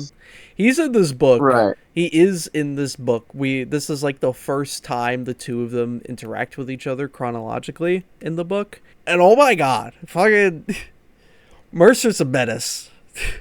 He is definitely like the shadow right hand for like Beckett's like what he basically it's like the I'm trying to think of like a character that I could relate him to. This is Darth Vader. And Beckett is Palpatine. Yeah. That would be the best way to describe it, yeah. Yeah. And just a quick little mention, I found out because I watched the writer's commentary track for Dead Man's Chest a couple days ago. Apparently, in Dead Man's Chest, when we first get like mainly introduced to Mercer, you know the scene where the governor is coming up to the captain and he's like Captain, and he slumps over dead and Mercer's right in front of him cleaning his knife. Yeah. Apparently it was attended that this captain that Mercer killed was supposed to be Captain Hawkins, the father of Jim Hawkins from Treasure Island. Oh, and that's why Jim's father isn't in the story, because he's dead. Oh, wow. That's so fucking cool. I like that. I love that a lot. And I wish that they did that, but if I remember correctly, somebody at Disney's like, please don't. I don't know. That's canon to me. That's Mr. Hawkins. That's Captain Hawkins right there. But yeah, Mercer, great intimidating character. Definitely gets like the best of his character in the book and also in Dead Man's Chest and in At World's End on the occasion. But you know who else I would also equate him to? I would equate him to Peter Cushing's Grand Moff Tarkin in A New Hope. Oh, yeah? Yeah, I can see that. Now, to touch on the last two movies real quick. Also, and At World's End. At World's End, great movie.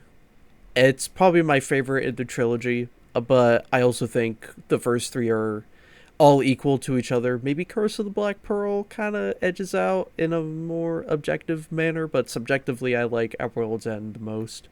That movie also made $1 billion, by the way, so it was like $1 billion back-to-back for both of those movies, Dead Man's Chest and At World's End. Right. On Stranger Tides is an interesting case, because it's the only one in the series that is based on something that is not just the ride. It is also based on the Tim Powers novel on Stranger Tides, which was on our list for the book club, which we will never get to, which we will never return to. But I think it was rather interesting that they decided, okay, for the fourth one we're gonna use elements from a book and we're gonna give the movie the same subtitle as the title of the book. And the book, from the general synopsis that I know of, does include Blackbeard. It does include the Fountain of Youth, and it does include like supernatural stuff like that. And I am interested in reading the book at some point in the future, along with other pirate books. Like I do own a copy of Treasure Island and maybe that one Michael Crichton pirate book that I discovered a while back. But yeah, I think the fourth movie's pretty alright. It's a good side movie. What do you think, Philip? Okay. I don't think it's like this is wait, is this the third book or is it the second? Not. I'm sorry. On Stranger Tides is the fourth movie. The fourth movie, right? I think it's okay. I like now. Is Stranger Tides? It's not the one that with the Fountain of the Youth, right? I literally just told you what was in the movie. Blackbeard, and the Fountain of Youth, and other supernatural shit. All right, my bad. Oh my god! Oh my god, Phil! Is this another Resistance Part 3 episode that I had to deal with again? Okay. I think I like the twist of like how the Fountain of Youth works. It's like a give and a take, right? You obtain obviously I forget which fucking chalice it is, right? That fucking takes the life away and gives it to the other person. Oh, they're two chalices. One gives life, one takes life. Yeah, and one of them has the mermaid tear in them. I think the one with the tear gives life. The one without takes life. Yeah, which is an interesting twist on like the Fountain of Youth and how it properly works, or at least how it's traditionally supposed to work. Right? Mm-hmm. It's the Fountain of Youth, but with extra steps. So like I think it's pretty interesting. I like that. I think that's really, really fucking cool. Rip mermaids though. Like, you know what I mean? Oh, like have been harvested. I was just thinking about that scene, yeah, where they have the mermaids in the pools tied up to the trees, yeah. Fucking I guess it terrifying scene, terrifying. Like on par with fucking Curse of the Black Pearl at times, with like its horror elements. Yeah, like all I have to say is like it makes me wonder who else, like within the Pirates of the Caribbean universe, is still alive because of drinking from the Fountain of Youth. Because obviously there are more than one fucking mermaids there that have been long dead. Yeah. You know, and it makes me who among them might be like still alive because of that process. Which I love that part of the world building. I think I will say. I think it's a little cliche that one of the pirate guys falls in love with a mermaid. The priest. The priest, yeah. I'm just like it made me roll my eyes just a little bit. I'm like, all right, I get it. Yeah, I think some people just kind of called it like a poor man's imitation of the Will Turner Elizabeth Swann love story. Yeah, which is just kind of like, we already got that. We don't need that shit no more. But you know. It is what it is. Other than that, Blackbeard's cool. I will say, I don't know if I would have added Blackbeard's daughter to the mix. I feel like they could have done without her. Personally. See, I was just thinking about something, because I did want to talk about Ian McShane as Blackbeard and Penelope Cruz as, fucking... Can't think of her fucking name. We'll just call her Blackbeard's daughter because I can't remember her name. I thought, for some reason as a kid, I thought she was Anna Maria. And as an adult, I'm like, you know what? I think that would have just been better. Yeah. Even though I do like Penelope Cruz, also another beautiful woman, does a pretty good job on Stranger Tides as well. What are your issues with her character in the movie? I just feel like she's there to be like, especially towards like, I would say like what? It's like a halfway point or at least 2/3 past where she kind of starts I wouldn't say falling in love again with Jack, or just kind of like where she's just like, oh, Jack, I'm pregnant or whatever. Oh, you know? Yeah, she's... And then he does the baby daddy thing where he just fucking drives off. dumps her in a fucking island. You Yeah, know, she's typical. a manipulator. Yeah, and I'm just like, God.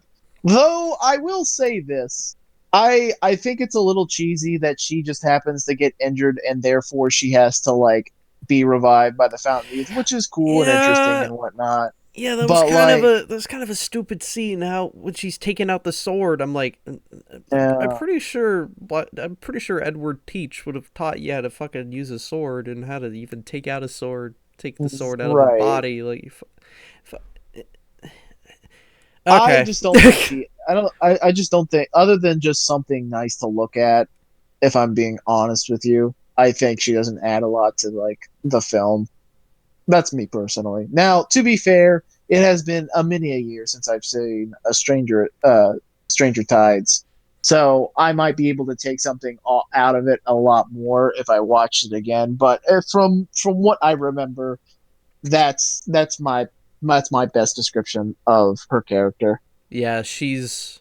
I don't think there's much to like about her character. I feel like through much of the movie, there really isn't a innocent soul, essentially, with the exception of like Jack or Barbosa and what have you. I feel like all the new characters that we get introduced to are just kind of scummy a little bit. Penelope Cruz's character is the manipulator, Right. manipulating Jack, manipulating Blackbeard, trying to do everything in her benefit, essentially, and trying to play sides and stuff like that. Blackbeard is fucking Blackbeard. Yeah, there's. I think his actor definitely plays Blackbeard pretty well as an intimidating, pirate Yeah. who gets what he wants. I think there's no issue in that whatsoever. At least in my opinion. Yeah, I don't think there's anything. yeah, Ian McShane is just a great actor. I like him in the John Wick movies too, but I'll always associate him with Blackbeard.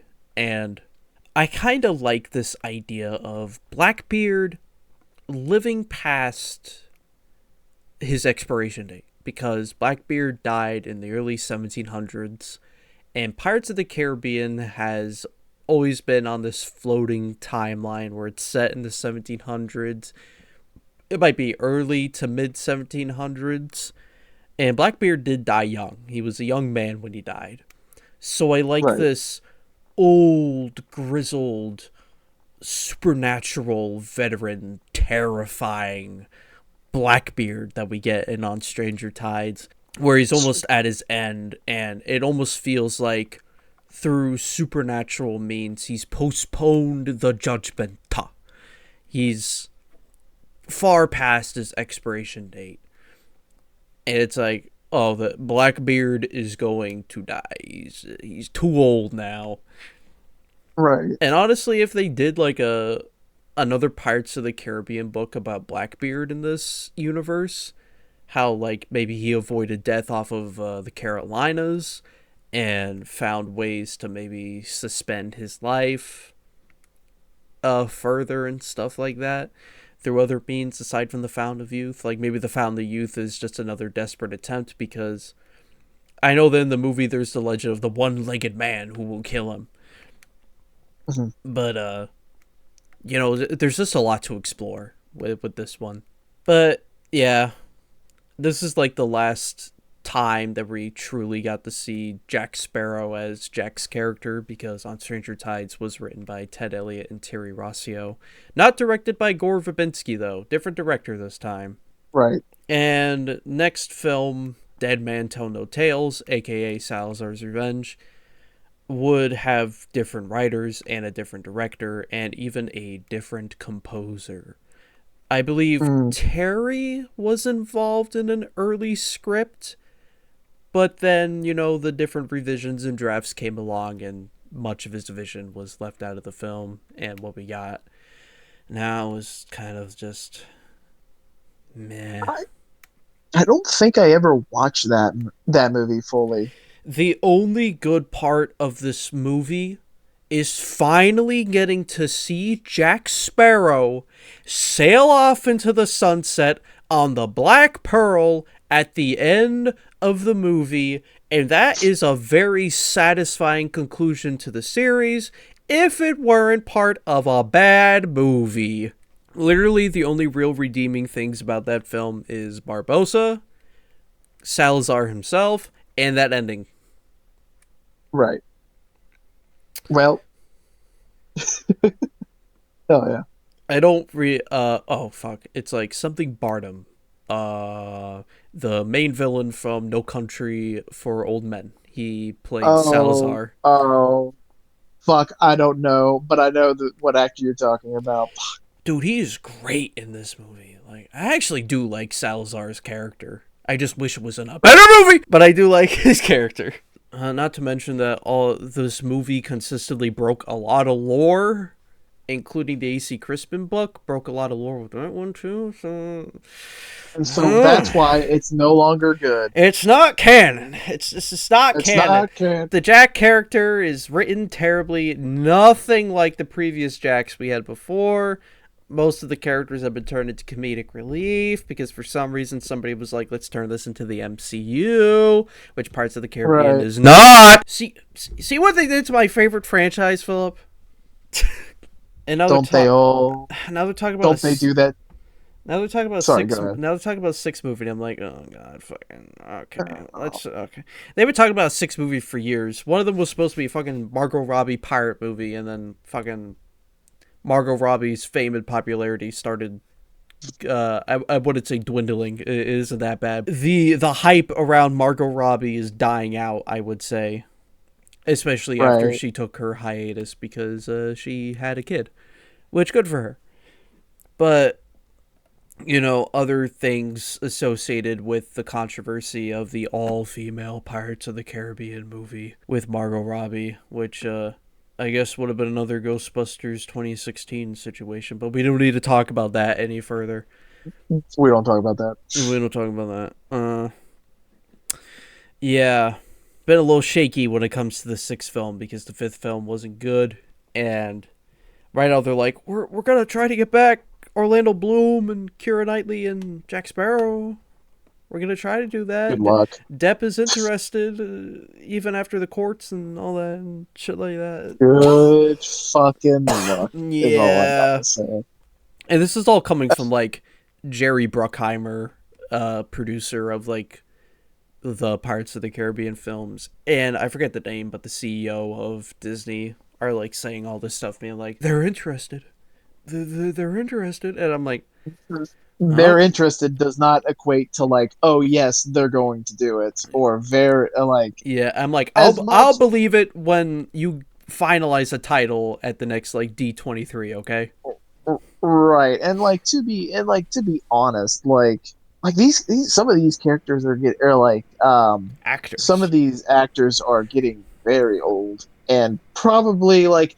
Not saying that they wouldn't bring the same magic to the table, but it's just like, are we gonna get the Pirates of the Caribbean experience that we actually want? No. Exactly. No. I think that's it for Pirates of the Caribbean.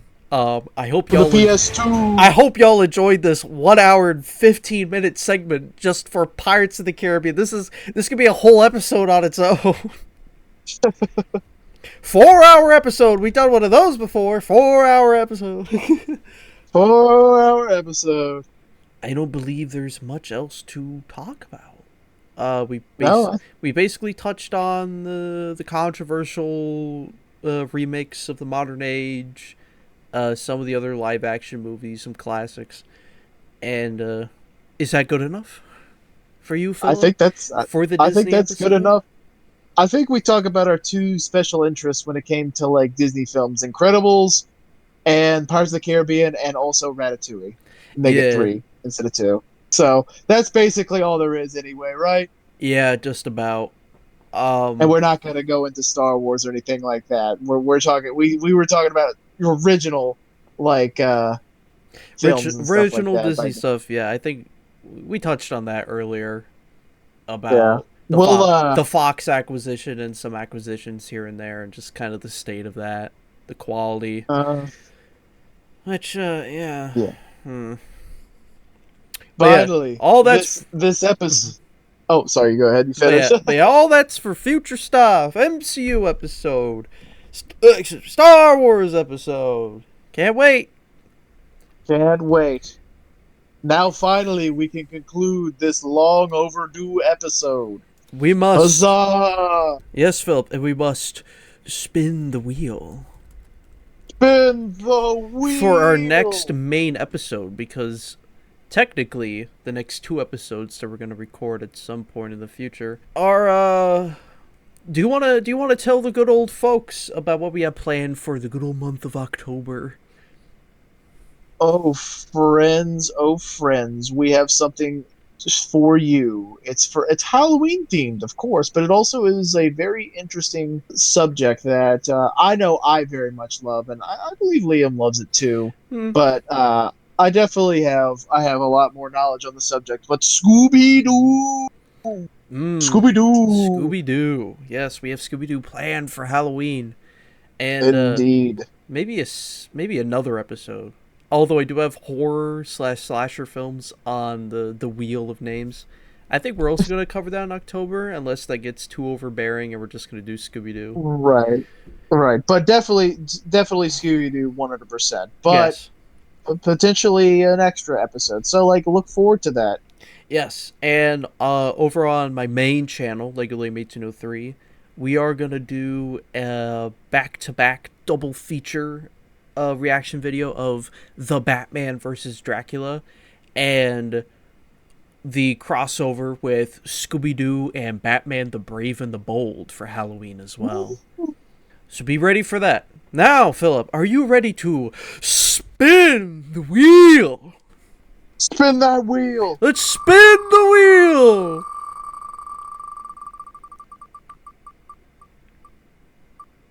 Oh. What do we have? We have, featuring our good old friend Liz, Aliens. Oh boy, what a treat we have for everyone. I can't wait to do that one, because we're going to fucking nerd the fuck out of Aliens. Oh, we're going to be there for 5 fucking hours. Oh, yeah. And I don't know how long Alien Earth is going to go on for. That would be nice to do after Alien Earth is done airing all of its stuff. This is true, yes. And, I've actually been rather enjoying that show so far. The second episode was kind of iffy, but the latest episodes are pretty alright. Pretty good. This recent episode has actually been fucking fantastic. Episode 5 came out last week by the time we're recording this. Probably by the time this comes out, episode 6 will probably come out, because that comes out tomorrow. Oh, yeah? So let's see where that goes. But once again, thank you all for joining us on this lengthy journey into Disney and Pixar films. And we hope to God that you do not come to our homes and burn down our houses for not liking your favorite Disney film.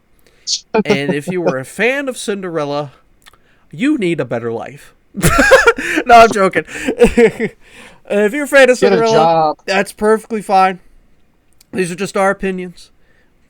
But yes, if you want to share some opinions on Disney and Pixar films, you can go ahead in the comments. We definitely would like to see some discussions down below.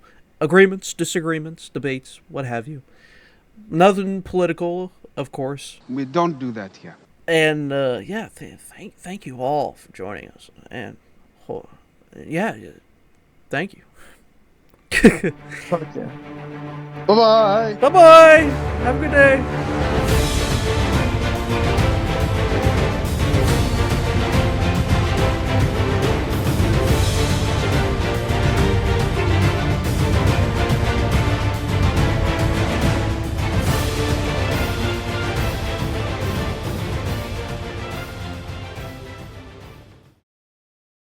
The Lord of the Rings movies would have been coming out in theaters. Fellowship. Fuck! Damn sickness!